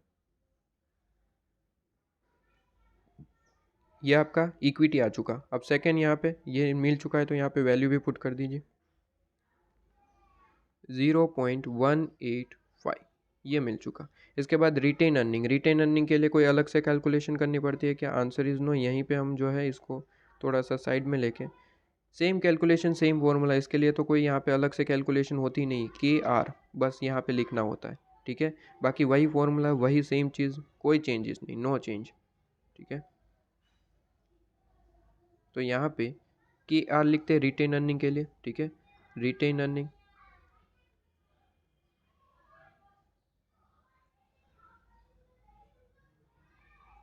लीजिए रिटेन अर्निंग के लिए ये सेकंड नंबर का यहाँ पे स्टेप साथ ही साथ हम यहाँ पे कर देते हैं। KR इज इक्वल टू वही फॉर्मूला, वही चीज़, ठीक है, नो डिफरेंट फार्मूलाज, P0 और प्लस जी निकाल लिया है, D1 हमारे पास में है 15 रुपये, ठीक है। जी निकाल लिया है, 6% है। बताइए P0 कितना आएगा, 125। P0 कितना आएगा सर, 125। क्या फ्लोटिंग कॉस्ट माइनस करेंगे, क्या फ्लोटिंग कॉस्ट माइनस करेंगे? Answer is no. ठीक है, फ्लोटिंग कॉस्ट कभी भी के आर में से माइनस नहीं होता, क्योंकि रिटेन अर्निंग जो है वो इशू होती ही नहीं है, इसकी कोई मार्केट वैल्यू होती नहीं है। बेसिकली रिटेन अर्निंग की कोई मार्केट वैल्यू नहीं होती। रिटेन अर्निंग जो है वो हम रिटेन करके चलते हैं, मार्केट में जो इशू होना ही नहीं है उसकी मार्केट वैल्यू होगी ही क्या, और जो इशू नहीं होना है उस पर इशू चार्जेस लगेंगे कैसे? ठीक है, फ्लोटिंग कॉस्ट का मतलब होता है जो इशू किया जाता है उस पर जो हमारा इशू चार्जेस लगता है, उसका मतलब होता है बेसिकली फ्लोटिंग कॉस्ट। जो इशू होना ही नहीं है उस पर फ्लोटिंग कॉस्ट लगेगा ही कैसे? ठीक है, तो इस पर फ्लोटिंग कॉस्ट कभी भी नहीं लगता। तो 15 डिवाइड बाई 125 और प्लस आपके पास में 0.06, तो इसका परसेंटेज आएगा 18%। ठीक है, ये 18% को हम 0.18 लिख देते हैं और इसे हाईलाइट कर देते हैं कि ये मेन आंसर है हमारा, यहाँ पे working note.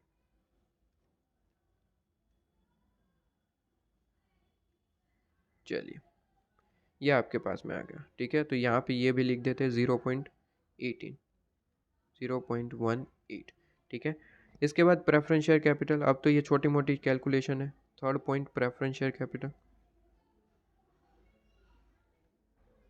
Preference share capital. ठीक है, इसकी कैलकुलेशन कर लेते हैं। देखिए, प्रेफरेंस शेयर के लिए बढ़िया बात तो ये है कि आपको यहाँ पे कहता है कि रिलीज़ होगा 105 पर शेयर के हिसाब से, 100 रुपये वाले शेयर से, 15 रुपये वाले प्रेफरेंस शेयर से। इसके बारे में कब यहाँ पे रिडीम होगा इसके बारे में तो कोई चीज़ का ही नहीं है, कितने साल बाद होगा। तो अभी अभी जो हमने क्वेश्चन करा, कौन सा सर? अभी अभी हमने ऊपर क्वेश्चन करा कि सर वर्ड तो लिखा होता है रिडीमेबल, ठीक है, इससे रिलेटेड रिडीम कितने में होगा वो भी कहेगा, लेकिन कितने साल बाद, ऐसी कुछ भी इंफॉर्मेशन नहीं है। आप समझिए, रिलीज़ कितने में किया, 105 के हिसाब से है, कितने के, 100 रुपये के हिसाब से, लेकिन कितने साल बाद रिलीज़ होगा नहीं गिवन है। मतलब कि इरिडीमेबल की तरह ही ट्रीट करेंगे। और इरिडीमेबल का फॉर्मूला क्या होता है सर? इरिडीमेबल का फॉर्मूला होता है के P, cost of preference share. ठीक है, पढ़ाया था। क्या फॉर्मूला होता है? P D divide by P0, या फिर एन पी भी लिख सकते हैं।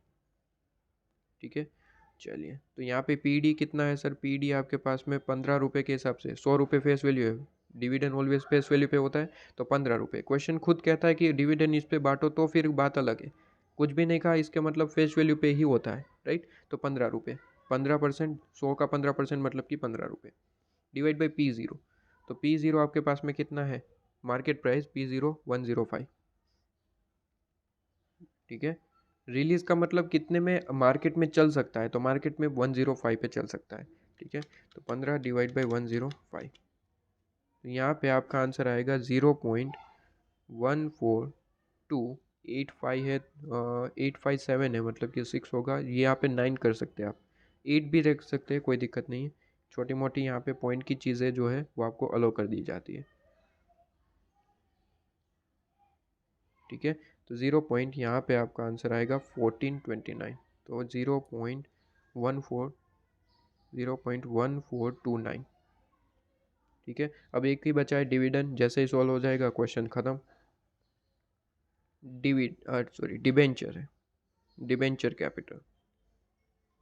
ठीक है, तो डिबेंचर्स आपके पास में, बताइए डिबेंचर से रिलेटेड कहता है, कंपनी कहता है इशू कर रहे हैं 11 ईयर्स के आपके डिबेंचर्स 15% वाले हैं, but yield on debentures of similar maturity and risk class जो है वो 16% वाले हैं। ठीक है, ये इंपॉर्टेंट पॉइंट है। कहता है कि 2% फ्लोटिंग कॉस्ट रहेगा। ठीक है, और टैक्स रेट 35% है। ये इंपॉर्टेंट पॉइंट है, यहाँ पे रिस्क क्लास की कोई अलग से बात कर रहा है। सबसे पहले तो यहाँ पे रिडीम्शन की बात करी गई, 11 साल बाद रिडीम होने वाला है, तो यहाँ पे ये पता चल गया कि रिडीमेबल प्रेफरेंस शेयर और रिडीमेबल डिबेंचर्स का फॉर्मूला पुट करना पड़ेगा। सबसे पहले फॉर्मूला पुट करिए, बाकी बातें बाद में। सबसे पहले K D is equal to interest लेना है, 1 माइनस टी करना है, 1 माइनस टी करेंगे। ठीक है, और इसमें क्या चीज़ ऐड करेंगे? ऐड करेंगे इसमें R V minus N P divide by N. ठीक है, और होल डिवाइड बाय आप क्या करेंगे? Whole divide by R V plus N P divide by 2। ठीक है, डिवाइड बाई 2, यही फॉर्मूला होता है। सबसे पहले जो चीज़ हमें पता है वो करिए। देखिए, 15% वाले डिबेंचर्स हमने इशू करे हैं। कंपनी तो 15% के हिसाब से ही आपके पास में इंटरेस्ट पे करेगी, 15% वाले ओबियसली वही पे करेंगी। तो 15% के हिसाब से ऑलवेज फेस वैल्यू पे होता है, फेस वैल्यू नहीं गिवन तो ऑलवेज 100 मान के चलते हैं। तो 15% 100 का तो 15 रुपये। 1 माइनस टी, टैक्स रेट कितना है 35%, प्लस करेंगे रिडीम कितने में होगा, और नेट प्रोसीड मार्केट में कितनी वैल्यू है बताइए। सबसे पहले रिडीम क्वेश्चन में मैं आपको अपने नोट्स में लिखवा चुका हूँ कि रिडीम्शन वैल्यू नहीं गिवन है तो फेस वैल्यू को ही रिडीम्शन वैल्यू मान के चलते हैं। तो रिडीम्शन वैल्यू तो मिल गई, चलो 100, ठीक है। एन पी इशू प्राइस ले सकते हैं या फिर मार्केट प्राइस, ठीक है, जो कि यहाँ पे गिवन नहीं है। एन क्या गिवन है 11, हाँ वो गिवन है। इसके बाद नीचे आए जो नहीं गिवन है सबसे पहले वो जगह छोड़ के आगे करते हैं। एन पी नहीं पता और यहाँ पे 2, ठीक है। बस एन पी पता चल जाए तो हमारे पास में यहाँ पे आंसर आ जाएगा। तो एन पी के लिए कैलकुलेशन है, ठीक है। एन पी के लिए एनपीएल के लिए कैलकुलेशन यहाँ पे जब भी क्वेश्चन में देखिए दो रेट दिए गए। सबसे पहले हमने जो कंपनी ने जो इशू करा कितने परसेंट के हिसाब से, 15% के हिसाब से। लेकिन ये कह रहा है कि मार्केट में अदर क्लास जो कंपनी है वो 16% के हिसाब से इशू कर रही है। 16% के हिसाब से other class of company issue कर रही है, जहाँ पे फ्लोटिंग कॉस्ट रहता है 2%, ठीक है। 2% तो ऑलवेज एनपीए में से माइनस, 2% को अभी इग्नोर करके चलिए। सबसे पहले इतना समझिए कि यहाँ पे एनपीए की कैलकुलेशन करनी है। क्वेश्चन यहाँ पे कह रहा है question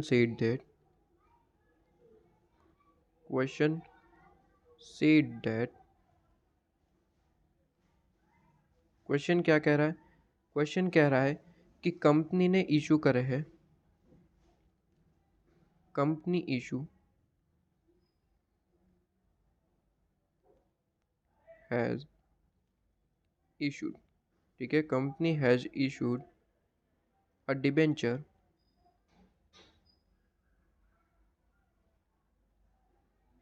at the rate 15%, 15% interest rate वाले डिबेंचर्स इशू करें। जबकि इसकी मार्केट में जो अगर देखे, मार्केट में सेम अगर डिबेंचर इशू करे जाए अदर क्लास ऑफ कंपनी, तो अदर कंपनी इस पे कितना इंटरेस्ट दे रही है, other company page interest at the rate 16%, मतलब कि 16% के हिसाब से इंटरेस्ट पे किया जा रहा है। अगर हमारी कंपनी की बात करें तो 15% के हिसाब से हम पे कर रहे हैं, लेकिन अदर क्लास ऑफ कंपनी 16% के हिसाब से, मतलब कि मार्केट में 16% चल रहे, मार्केट में 16% चल रहे, हम 15% के हिसाब से दे रहे हैं, ठीक है। तो यहाँ पे कहीं ना कहीं हमारे पास में यहाँ पे डिफरेंस है। तो देखिए मार्केट में 16% है तो मार्केट प्राइस अगर हमें निकालनी है, एनपी, एनपी का मतलब मार्केट प्राइस, इशू प्राइस या फिर मार्केट प्राइस। इशू नहीं गिवन है हमें यहाँ पे मार्केट की, जब भी ऐसा क्वेश्चन दिया जाए कि मार्केट में इतना परसेंट चल रहा है तो ऑलवेज ध्यान रखें मार्केट वैल्यू निकालेंगे आपके पास में। क्वेश्चन को ही याद रख लीजिए, जब इस तरीके का क्वेश्चन दिया जाए जहाँ पे आपको कहा जाए कि कंपनी कुछ इस तरीके से परसेंटेज पे इशू कर रही है और मार्केट में कुछ इस तरीके से, तो ऑलवेज ध्यान रखिए कि ये जो मार्केट में परसेंटेज चल रहा है उसके बेस पे ही मार्केट वैल्यू निकालेगा, ठीक है। तो ये बेस है, ये क्या है सर, बेस है फॉर मार्केट प्राइस, ठीक है। Base for market price, market price जो है मतलब कि मार्केट प्राइस मतलब कि यहाँ पे हम क्या निकाल रहे हैं, मार्केट प्राइस मतलब कि एनपी निकालने के लिए ये ही बेस रहेगा, ठीक है। मार्केट में जो चल रहा है वही बेस रहता है, आप कितना दे रहे हो उससे कोई फर्क नहीं पड़ता। कुछ भी नहीं गिवन है तो फिर हम यहाँ पे 15% के हिसाब से ही मान के चलते हैं कि वही एनपी वगैरह उस पर ही पे कर रहे हैं।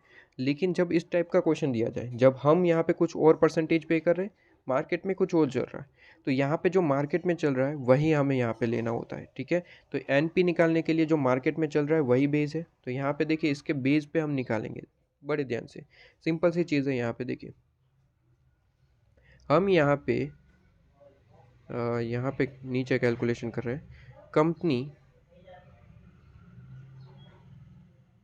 पेज इंटरेस्ट, कंपनी कितना इंटरेस्ट पे कर रही है, कंपनी जो है वो 15 रुपये पे कर रही है, ठीक है, 15 रुपये यहाँ पे इंटरेस्ट पे कर रही है, ठीक है। लेकिन इसके हिसाब से अगर मार्केट प्राइस देखी जाए कंपनी के हिसाब से, ठीक है, एक बार के लिए कंपनी के हिसाब से देखें तो कंपनी के हिसाब से मार्केट प्राइस कितनी होगी, तो सर सीधी सी बात है, मार्केट प्राइस यहाँ पे जो यहाँ पे इशू प्राइस है वही लेना पड़ेगा, ठीक है। 15 रुपये हम पे कर रहे हैं, तो मार्केट प्राइस कितना होगा सर, 15% यहाँ पे डिबेंचर्स है, 15 रुपये हम पे कर रहे हैं, ठीक है। मतलब कि ये 15 रुपये पे कर रहे हैं, ठीक है, डिवाइड बाय हम करते हैं उसका परसेंटेज, ये कितने परसेंट है, 15% के हिसाब से, ठीक है। डिवाइड बाय परसेंटेज करने से हमें मेन वैल्यू मिल जाएगी, कितना मिलेगा, हाँ 100 रुपये। देख लीजिए हमने 15 रुपये कैसे निकाले थे सर, 15 रुपये निकाले थे ऑलवेज फेस वैल्यू का, तो 15% किया था 100 का 15%, तो हम यहाँ पे 100 रुपये लेके चल रहे हैं, ठीक है। ये हमारी कंपनी के पे इंटरेस्ट पे के हिसाब से मार्केट वैल्यू है, ठीक है, मार्केट वैल्यू है कंपनी के पे के हिसाब से, यही फेस वैल्यू है, और कंपनी इसी तरीके से यहाँ पे डिविडेंड इंटरेस्ट बांट रही है, ठीक है, इंटरेस्ट पे कर रही है, तो यहाँ पे मार्केट वैल्यू भी यही बन जाता है।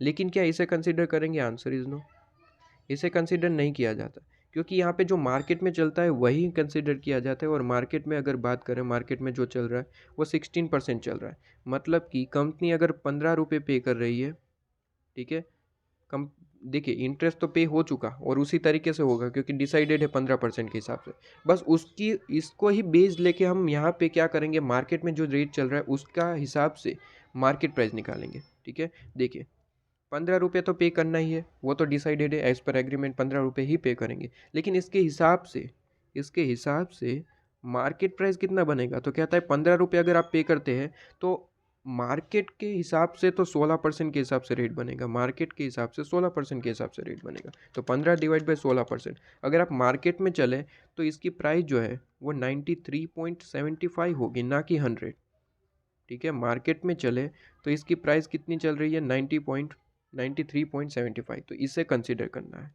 इसे कंसिडर करना है, ठीक है।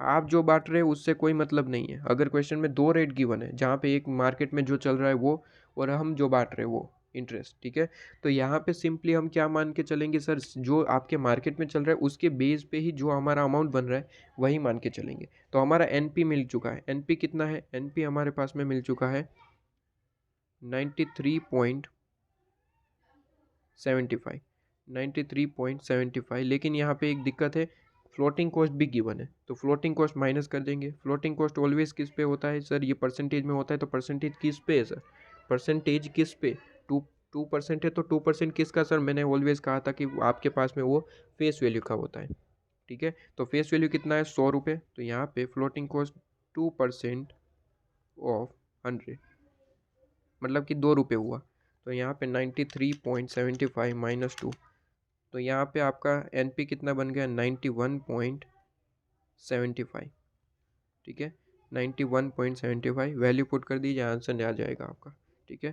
तो यहाँ पे माइनस कर देंगे,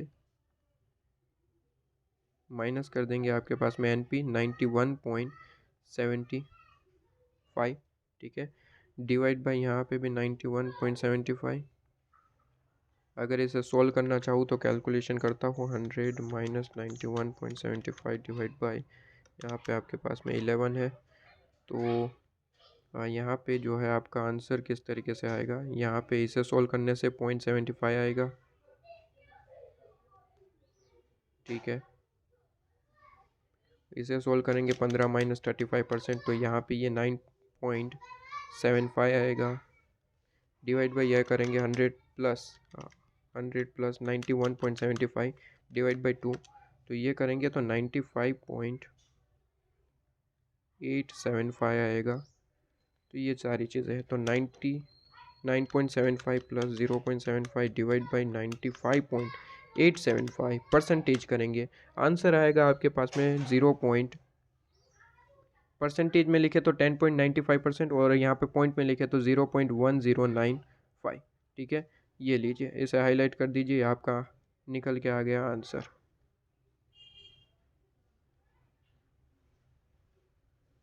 ठीक है, लीजिए, ओके। तो ये आपके पास में आंसर आ चुका, वैल्यू पुट कर दीजिए यहाँ पे इसके सामने 0.1095, ठीक है। मल्टीप्लाई करके WSEC निकालिए जल्दी से, 0.6154 इंटू 0.185, तो यहाँ पे आंसर आएगा 0.1138।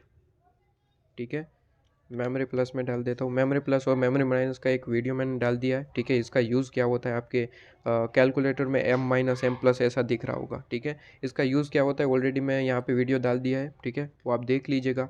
ठीक है, अगर आपको यूज़ पता नहीं है तो 0 पॉइंट, इसके बाद सेकंड क्या है 0.18 इंटू 0.1538, तो इसका भी मेमोरी प्लस के डाल देता हूँ 0 पॉइंट, यह आंसर आ रहा है 0.027 276 है ना, 7 कर देता हूँ क्योंकि 6 के बाद 8 है, तो यहाँ पे 0.0277। इसके बाद यहाँ पे 0.1846 इंटू 0.1429, तो ये आंसर आएगा 0.0264। और इसके बाद 0.0461 इंटू 0.1095, तो ये आंसर आएगा यहाँ पे 1 मिनट वापस से 0.0461 इंटू 0.1095, हाँ जी, तो ये आंसर आएगा 0.0050 है। ठीक है, तो यहाँ पे इसका टोटल निकालेंगे, आपका रेट आ जाएगा। तो कहता है 0.1138 प्लस 0.0277 प्लस 0.0264 प्लस 0.0050, तो ये आ जाएगा 0.1729। इसी के ही नीचे आप लिख के आएंगे कि इसे और परसेंटेज में कहे तो और 17.29% भी कह सकते हैं। ठीक है, दोनों तरीके से आप लिख के आएंगे कि इसे परसेंटेज में नहीं तो इस तरीके से कह सकते हैं 0.1729, परसेंटेज में कहता है तो 17.29% एज पर बुक वैल्यू ये आपका आ गया। अब यही चीज़ अगर मार्केट वैल्यू से भी आपको पूछा गया है तो मार्केट वैल्यू से कोई बड़ी बात नहीं है, अब सारी के सारे कैलकुलेशन का रीयूज़ करेंगे। अब यहाँ पे कोई ज़्यादा कुछ कैलकुलेशन होती नहीं है। मैंने कहा था कि सर मार्केट वैल्यू और यहाँ पे बुक वैल्यू से कहा जाए तो सिर्फ और सिर्फ एक ही चेंज होगा, वेट, बाकी सब कुछ कॉपी पेस्ट ही करना है। आइए अगर हम करें WACC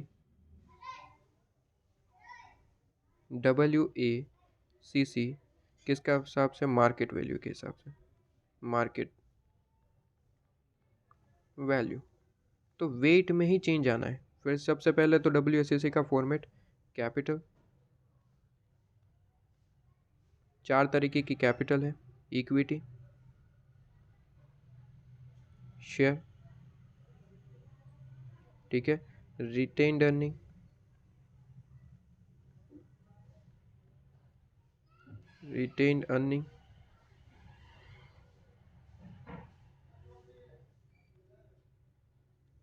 प्रेफरेंस कैपिटल, ठीक है, और डिबेंचर। शॉर्ट में लिख देता हूँ, टाइम बच जाए आपका। चलिए, इसके बाद क्या होता है, अमाउंट लिखेंगे।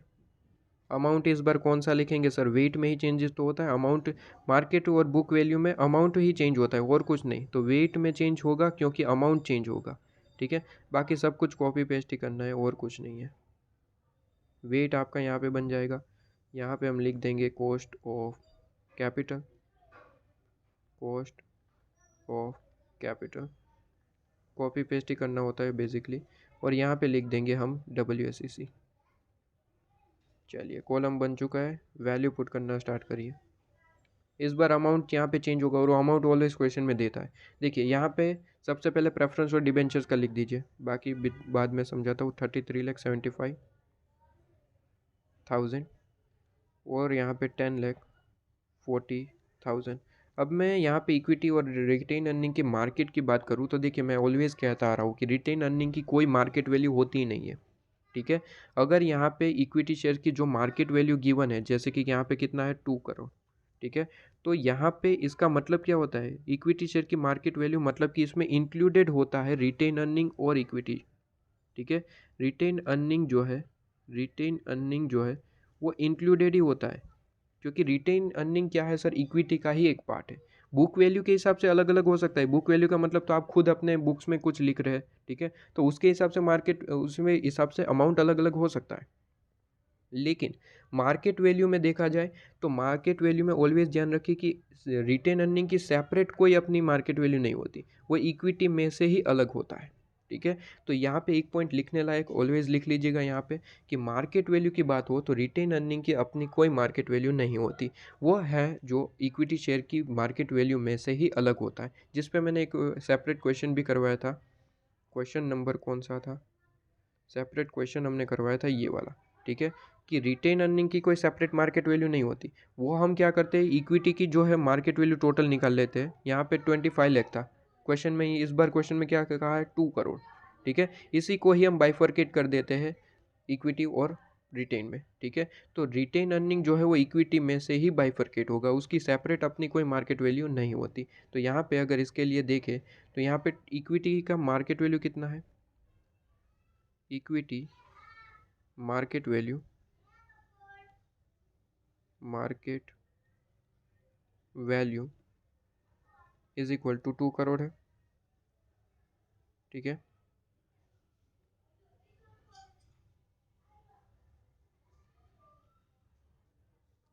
ठीक है, तो यहाँ पे 2 करोड़, यहाँ पे आपका बाइफर्केशन हो जाएगा इक्विटी और रिटेन में। 2 करोड़ आंसर देखिए, टोटल ऑलवेज 2 करोड़ ही रहना चाहिए क्योंकि रिटेन अर्निंग का सेपरेट कोई मार्केट वैल्यू नहीं रहता। ठीक है, 2 करोड़ को ही बाइफर्केट मतलब कि इन दोनों का टोटल ऑलवेज 2 करोड़ ही रहना चाहिए। जैसे कि मैंने वो क्वेश्चन करवाया था वहाँ पे भी देख लो, उसका भी 25 लाख ही टोटल आएगा। 25 लाख को ही बेसिकली हम बाइफर्केट करते हैं और यहाँ पे कितना है मार्केट वैल्यू 2 करोड़, तो 2 करोड़ को ही बाइफर्केट करना है, सेपरेट उसकी कोई मार्केट वैल्यू नहीं रहती। और बाइफर्केट किसके हिसाब से करेंगे सर, वही बुक वैल्यू जो रहती है वो हमने बुक में जो वैल्यू लिखी है उसी रेशियो में बांटते, तो 120 जम 30 रेशियो में बांट देंगे। ठीक है, वही book value ratio 1 crore 20 lakh और 30 लाख, मतलब कि यहाँ पे आपके पास में इस रेशियो में बढ़ जाएगा।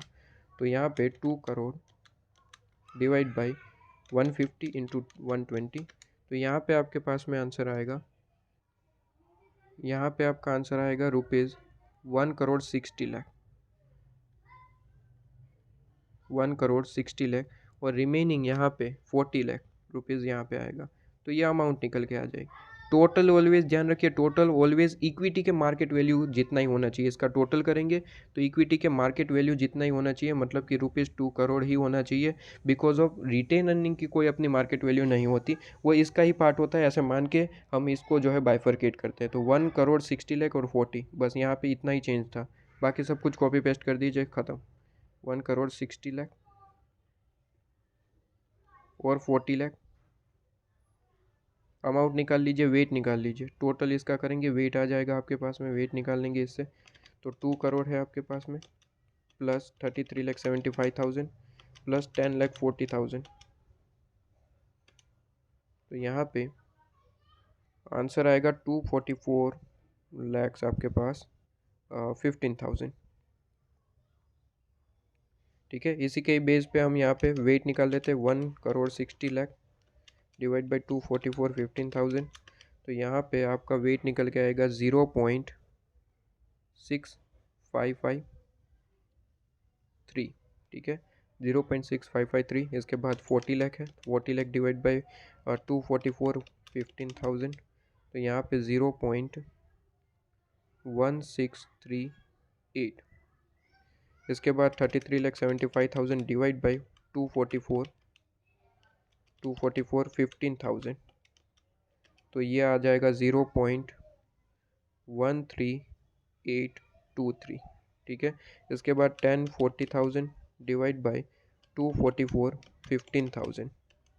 ठीक है, तो 0.0426 कर देते हैं। ठीक है, चलिए, जैसे कि कॉस्ट ऑफ कैपिटल में कोई चेंज नहीं होता, मार्केट वैल्यू और बुक वैल्यू में सिर्फ एक ही चेंज है, क्या है सर, वेट।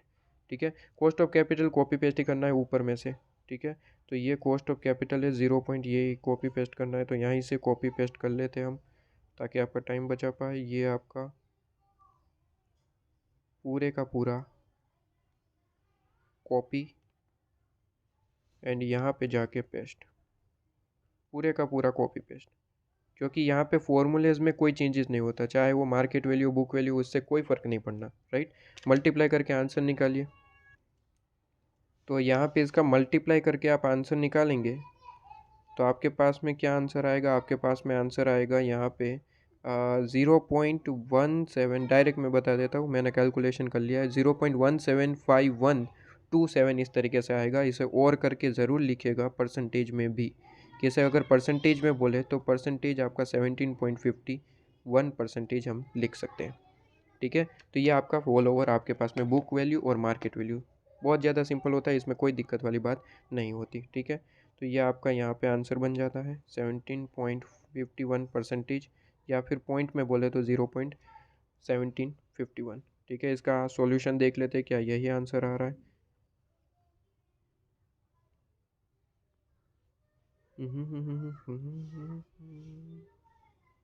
इस बार अच्छा, ये पुराना हमारा सॉल्यूशन ही है। इसमें क्या होता है कि आईसीए क्या करता है, डिफरेंट डिफरेंट पैटर्न के हिसाब से कैलकुलेशन करते रहता है, राइट। एक क्वेश्चन में कुछ अलग तरीके से बताता है, एक क्वेश्चन में कुछ अलग तरीके से, हम कंफ्यूज होते रहते हैं। लेकिन हमारे पास में एक ही पैटर्न है, WSCC निकालना है, सबसे पहले फॉर्मेट प्रिपेयर करो, वेट निकालो, कॉस्ट ऑफ कैपिटल, हमारे पास में जो स्टेप मैंने लिखवाए थे वही फॉलो करेंगे, आंसर आपका मैच हो रहा होगा। यहाँ पे अगर आंसर देखें तो ये देखिए, यहाँ पे आंसर दिया है 17.29%, और यहाँ पे 17.51% मार्केट वैल्यू के हिसाब से, बुक वैल्यू के हिसाब से। तो हमारा अभी वही आंसर आ रहा था, बुक वैल्यू के हिसाब से कितना था, 17.29%, देख लीजिए। ठीक है, 17.29%, और यहाँ पे मार्केट वैल्यू के हिसाब से 17.51%, आंसर मैच होगा। ठीक है, लेकिन हमें कंफ्यूज नहीं हो रहा, हम एक ही ट्रिक से सॉल्व करते आएंगे, क्वेश्चन जैसे सॉल्व करते। ठीक है, अब यहाँ पे लास्ट क्वेश्चन पे आ जाइए। इसके बाद यहाँ पे क्वेश्चन नंबर 7, तो क्वेश्चन नंबर 7 में CAPM मेथड, जो हमने इक्विटी शेयर्स की एक मेथड होती है उसको मिक्स करके ये क्वेश्चन बनाया गया है, जहाँ पे रेट आपको नहीं देगा। ठीक है, अभी अभी हमने क्वेश्चन कहा कि ग्रोथ रेट आपको क्वेश्चन में नहीं देगा, वो आपको 5 साल पहले, 10 साल पहले ऐसा कुछ कहेगा। तो यहाँ पे वही चीज़ कही गई, 5 साल पहले इतना पे करते थे, करंटली हम इतना पे कर रहे हैं, तो फॉर्मूला पुट करेंगे, आपके पास में आंसर आ जाएगा। तो ये क्वेश्चन में कुछ यहाँ पे दम नहीं है, छोटा सा क्वेश्चन है। क्वेश्चन नंबर 6 में छोटा सा क्वेश्चन है, लेकिन यहाँ पे स्टूडेंट बहुत ज़्यादा सोचते हैं, तो यहाँ पे दिक्कत आती है। देखिए क्वेश्चन नंबर 6 कहता है, कोई के लिमिटेड करके यहाँ पे कंपनी है जिनका ऑपरेटिंग प्रॉफिट मतलब कि बताइए क्या मतलब होता है। कैपिटल स्ट्रक्चर में तो वैसे आपने देख लिया होगा वीडियो, मैंने कहा था कि वो देख के आएंगे, तो आपको पता होगा क्या है सर, EBIT। यहाँ पे इसका मतलब क्या होता है, EBIT, ऑपरेटिंग प्रॉफिट का मतलब होता है EBIT। EBIT, ठीक है, ओके, ये EBIT है। इसके बाद कहता है हैज़ एम्प्लॉयड डेप्थ जो है which gives total interest, interest जो है वो कितना है आपके पास में 7,50,000, मतलब कि कोई डेप्थ है कंपनी के पास, उस पर इंटरेस्ट इतना बन रहा है, तो डेप्थ कितने की वो नहीं बता रहा है। ठीक है, इसके बाद कहता है एग्जिस्टिंग कॉस्ट ऑफ इक्विटी और डेप्थ आपको दे रखा है 16% और 8%। बताइए कॉस्ट ऑफ डेप्थ आपको दे रखा है और इंटरेस्ट अमाउंट दे रखा है, क्या हम टोटल अमाउंट ऑफ डेप्थ निकाल सकते हैं बड़े आराम से। 7,50,000 डिवाइड बाई 8% करेंगे तो हमें टोटल अमाउंट ऑफ डेप्थ मिल जाएगा अगर निकालना है तो। इसके बाद कहता है firm has a new proposal, कोई न्यू प्रपोजल है फर्म के पास। कहते हैं कि यहाँ पे आपके पास में फंड जो है उनको रिक्वायर होगा न्यू प्रपोजल के हिसाब से 75 लाख रुपीज़ का फंड रिक्वायर्ड है, और expected to bring additional profit आपके पास में कितना हो जाएगा, 14,25,000। मतलब कि अभी जो प्रॉफिट कमा रहे हैं वो तो कमाएंगे कमाएंगे, न्यू इन्वेस्टमेंट अगर किया जिसमें 75 लाख रुपीज़ की ज़रूरत है, वो अगर इन्वेस्ट करेंगे तो हम यहाँ पे क्या कमाएंगे, 14,25,000 एडिशनल प्रॉफिट कमाएंगे। ठीक है, तो इस प्रॉफिट तो कमा ही रहे, ये 34,50,000 तो कमा ही रहे, एडिशनल हम कमाएंगे, एडिशनल वर्ड यूज़ करा है। ठीक है, to finance the proposal the firm is expected to additional डेप्थ इशू करेंगे वो 8% के हिसाब से, and will no issue new equity share, new equity share issue नहीं करना चाहते, वो एडिशनल डेप्थ इशू करना चाहते हैं 8% वाले। कहता है कि एज्यूम आपके पास में नो टैक्स कल्चर, मतलब कि यहाँ पे कोई टैक्स रेट वगैरह नहीं है, जो भी है यही है। कहता है कि कैलकुलेट करिए weighted average cost of capital WACC before new proposal, मतलब कि ये प्रपोजल है ही नहीं ऐसा मान के चलिए, सबसे पहले इतना कैलकुलेट करके दीजिए, और अगर प्रपोजल एक्सेप्ट करे तो उसके बाद क्या रहेगा WACC वो कैलकुलेट करके दीजिए। तो दोनों क्वेश्चन पूछा है, सबसे पहले बिफोर प्रपोजल और उसके बाद आफ्टर प्रपोजल। देखिए WACC है तो हमारे पास में 5 कॉलम बनानी पड़ती है। ठीक है, सबसे पहले कैपिटल, ठीक है, इसके बाद इसका अमाउंट का कॉलम। सबसे पहले WACC हो तो सबसे पहले रॉ मटेरियल तैयार करने की कोशिश करिए। ठीक है, इसके बाद यहाँ पे ये दो क्यों बनाते हैं, वेट निकालने के लिए, वेट। इसके बाद आपके पास में कॉस्ट ऑफ कैपिटल COC, और जैसे ही COC मिल गया तो हमें WACC भी मिल जाएगा। कैसे? COC into weight. कैपिटल की अगर बात करें तो कैपिटल में तो दो ही चीज़ें हैं हमारे पास में, इक्विटी भी है, ठीक है। इक्विटी तो ऑब्वियसली होगा ही होगा कंपनी के पास, इक्विटी तो पहले इशू करना पड़ता है, इक्विटी एक कंपलसरी चीज़ होती है। उसके बाद डेब्ट वगैरह इशू करना चाहते हैं, फर्दर इक्विटी इशू करना चाहते हैं, आपके ऊपर। तो इक्विटी तो है ही है, तो इक्विटी है हमारे पास, ठीक है। बिफोर प्रपोजल, ये सबसे पहले इसकी बात करें, बिफोर प्रपोजल, ठीक है। और कहता है कि इंटरेस्ट पे करे डेप्थ, मतलब कि बिफोर प्रपोजल डेप्थ भी है हमारे पास में, यहाँ तक पढ़ना है। देखिए बिफोर प्रपोजल यहाँ तक है, ठीक है। इसके बाद तो प्रपोजल की बात करता है, और हमें यहाँ पे सबसे पहले बिफोर प्रपोजल की बात करें तो यहाँ तक पढ़ना है। कहता है डेप्थ भी है, ठीक है। तो डी, दो चीज़ें हमारे पास में, कोई प्रेफरेंस वगैरह नहीं है, इतनी चीज़ें। इक्विटी कितना अमाउंट का होगा, तो इक्विटी के लिए अमाउंट यहाँ पे निकालना पड़ेगा, लेकिन डेप्थ तो मुझे सीधा सीधा दिख रहा है। कहता है 7,50,000 हम पे कर रहे हैं इंटरेस्ट, ठीक है। 7,50,000 इंटरेस्ट पे कर रहे हैं, जो कि 8% पार्ट है, ठीक है। तो 100% क्या होगा सर, वो हमें निकालना है। 100% मतलब कि डेप्थ का अमाउंट कितना होगा वो निकालना है। तो कैसे निकालेंगे? Cross multiply, 7,50,000 into 100 divide by 8 करेंगे, आंसर निकल के आ जाएगा 93,75,000, ठीक है। तो यहाँ पे निकलेंगे 93,75,000, ये अमाउंट तो मिल चुका बिफोर प्रपोजल वाला कैलकुलेशन, ठीक है। और इक्विटी कितना होगा तो उसके लिए कैलकुलेट करना पड़ेगा। इक्विटी निकालना बहुत ज़्यादा सिंपल है। देखिए ये कहता है EBIT कितना है आपके पास में, 34,50,000, ठीक है। EBIT का मतलब होता है हमारे पास में जो अर्निंग हुई है, ठीक है, before interest and tax. EBIT में से सबसे पहले इंटरेस्ट माइनस होता है, टैक्स माइनस होता है, ठीक है। ये आप मेरे साथ अगर कैपिटल स्ट्रक्चर देख के आ रहे हैं, मैंने कहा था कैपिटल स्ट्रक्चर देख के, तो ये आपको पता होगा कि हम पूरे का पूरा इनकम स्टेटमेंट बनाते हैं, जिसमें से EBIT में से इंटरेस्ट माइनस होता है, टैक्स माइनस होता है, उसके बाद जो अर्निंग बचेगी वो प्रेफरेंस शेयर होल्डर और इक्विटी शेयर होल्डर को दिया जाएगा। हालांकि यहाँ पे कोई प्रेफरेंस शेयर नहीं है, तो ये जो अर्निंग रहेगी वो किसकी रहेगी सर? इक्विटी शेयर होल्डर की। तो इक्विटी शेयर होल्डर के लिए अर्निंग कितनी है वो निकालिए। तो EBIT तो हमें कहा है बिफोर प्रपोजल 34,50,000 था, ठीक है। इसमें से इंटरेस्ट माइनस करो, टैक्स माइनस करो। इंटरेस्ट तो यहाँ पे गिवन है 7,50,000, और टैक्स के बारे में ये खुद कह रहा है कि कोई टैक्स पॉलिसी नहीं है, कोई कल्चर ही नहीं है टैक्स का। तो यही आपके पास में क्या आ जाएगा, earning available for equity share holder, 34,50,000 minus 7,50,000, तो यहाँ पे आपका आंसर आएगा 27 लाख, ठीक है। 27 लाख आपके पास में आंसर आएगा। ये आपकी अर्निंग आ गई, ठीक है। अगर 100% अमाउंट निकालना है तो हम सिंपली क्या करेंगे, 27 लाख डिवाइड बाई इसका परसेंटेज कर देंगे। तो KE कितना है सर? 16%। KE का मतलब शेयर होल्डर को जो अर्निंग हो रही है 2,70,000, 27 लाख हम बांटेंगे इक्विटी शेयर होल्डर को। इसका कॉस्ट कितना है? 16%। सेम यही कैलकुलेशन कि 27 लाख बांटा जाएगा, 27 लाख बांटा जाएगा, जो बांटा गया है वो 16% है। तो 100% कितना होगा? 100% कितना होगा, ठीक है। तो 100% कितना होगा, तो यहाँ पे हम यहाँ पे निकाल लेंगे कि 27 लाख इंटू 100 डिवाइड बाई 16, तो यह आपका आंसर आएगा 1,68,75,000, ठीक है। यहाँ पे लिख देंगे 1,68,75,000, ठीक है। ये सिंपली रॉ मटेरियल तैयार कर रहा हूँ, आपको दिख रहा है नहीं दिख रहा है कोई दिक्कत नहीं, यहाँ पे तो मैं बता ही रहा हूँ, ठीक है। चलिए, तो ये चीज़ आपके पास में। सर अगर कैपिटल स्ट्रक्चर पढ़ के आते हैं आप, ठीक है, कैपिटल स्ट्रक्चर पढ़ के आते हैं तो कॉस्ट ऑफ इक्विटी का एक फॉर्मूला मेरे साथ आप पढ़ते हैं अगर आपको याद हो, तो इसका फॉर्मूला कुछ इस तरीके से होता है कि value of equity is equal to value of equity is equal to, आपके पास में इस तरीके का फॉर्मूला आप मेरे साथ पढ़ते हैं कि EAT earning after tax divide by हमें क्या करना होता है KE, तो आपके पास में वैल्यू ऑफ इक्विटी निकल आएगी, ठीक है। हमें वैल्यू ऑफ इक्विटी ही चाहिए, तो EAT कितना है सर? वही अर्निंग EBIT में से इंटरेस्ट माइनस करेंगे, टैक्स माइनस करेंगे, EAT मिलेगा। ये हम कैपिटल स्ट्रक्चर में ऑलरेडी पढ़ के आते हैं, ठीक है। अगर वो देख रखा है तो आपको याद आ रहा होगा। डिवाइड बाई KE कितना है? 16%, तो भी आंसर वही आएगा जो ये है, ठीक है। सिंपल समझने की बात होती है, उसमें कोई दिक्कत वाली बात नहीं है, राइट। तो ये दो चीज़ें निकल आएगी, वेट निकाल लेंगे आप, ठीक है, वेट निकाल लेंगे।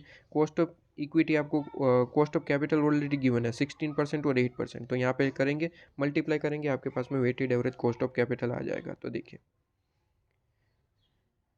कहाँ गया सॉल्यूशन, ये रहा।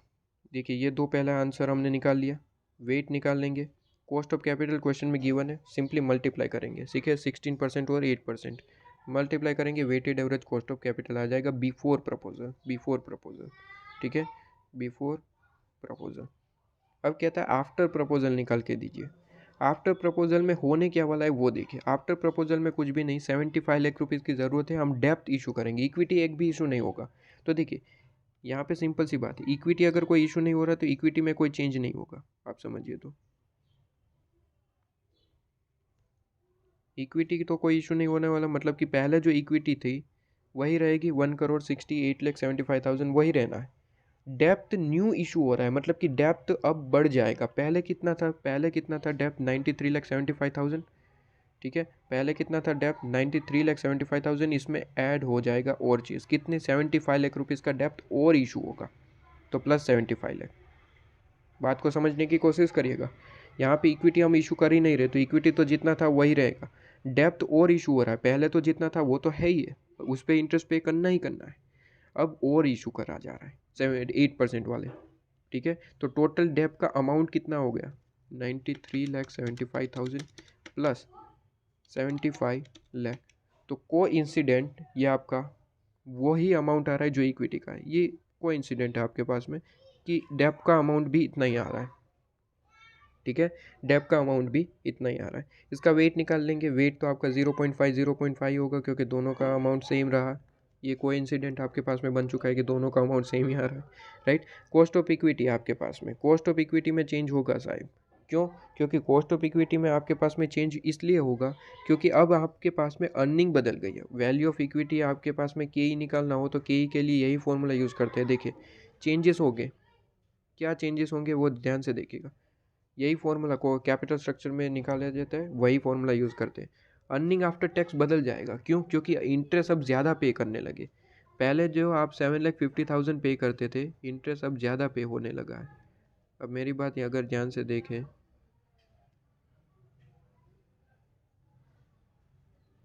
तो यहाँ पे देखिए, यहाँ पे कहता है कि पहले 7,50,000 पे कर रहे थे, कितना हमारे पास में डेप्थ था 93,75,000, जिस पे 7,50,000 का इंटरेस्ट पे कर रहे थे। अब वो डेप्थ तो है ही है, ऐड हो गया 75 लाख रुपीज़ का डेप्थ, तो इस पे भी इंटरेस्ट पे करना पड़ेगा ना, ये फ्री में थोड़ी आया। कहता है 8% वाले ही हमने डिबेंचर्स इशू करे, तो इस पे 8% इंटरेस्ट पे करना पड़ेगा, इंटरेस्ट अब पेमेंट बढ़ जाएगा 75 लाख इंटू 8%। कहता है 6 लाख और पेमेंट करना पड़ेगा, इंटरेस्ट का पेमेंट जो है इस बार से बढ़ गया है, क्यों, क्योंकि डेप्थ न्यू इशू कर दिया। अब इतना माइनस करके करो तो 34,50,000 माइनस 7,50,000 माइनस आपके पास में 6 लाख, तो यहाँ पे आंसर आएगा 2 लाख, सॉरी 21 लाख, 21 लाख, ये आंसर आया 21 लाख, 21 लाख आपके पास में आंसर आ रहा है।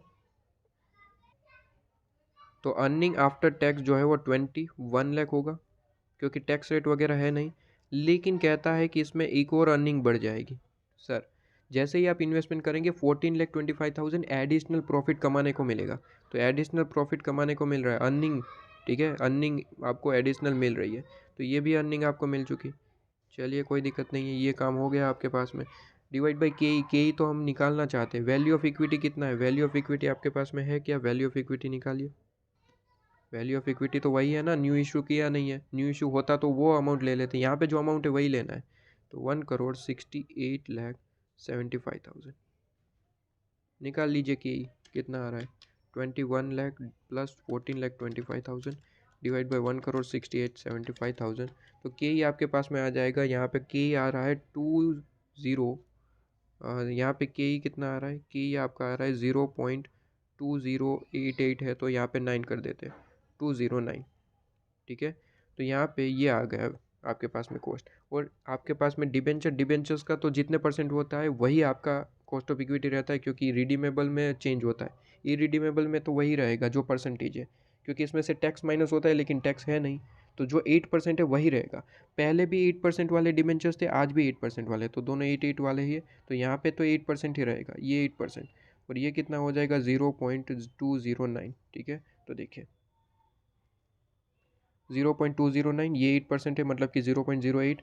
आप यहाँ पे अमाउंट देख लीजिए, कोइंसिडेंट है कि दोनों अमाउंट सेम ही आ रहा है, तो 0.5 0.58 वेट निकाल लेंगे, आपके पास में आंसर आ जाएगा आफ्टर प्रपोजल। सिंपल सा क्वेश्चन था। स्टूडेंट यहाँ पे ये देखने लगते हैं कि दोनों सेम अमाउंट कैसे आए, ये कोइंसिडेंट है, ठीक है। कि भाई ये हमने 75 लाख रुपीज़ की ज़रूरत थी, डेप्थ इशू किया, उसे इशू करने के बाद टोटल किया तो ये भी वही अमाउंट आ रहा है, ठीक है, कोई दिक्कत नहीं है। तो ये आपके पास में क्वेश्चन, ये होल ओवर आपके पास में कॉस्ट ऑफ कैपिटल कंप्लीट हो जाता है। क्वेश्चंस मैंने डिस्कस कर लिए। बस एक क्वेश्चन आपके पास में रहता है, वो है इलस्ट्रेशन वाईटीएम मेथड वाला, जो कि मैं खुद से कराऊंगा, वाईटीएम मेथड करूंगा तब ये डिस्कस कर लूँगा बेसिकली, ठीक है। कोई दिक्कत वाली बात नहीं है, राइट।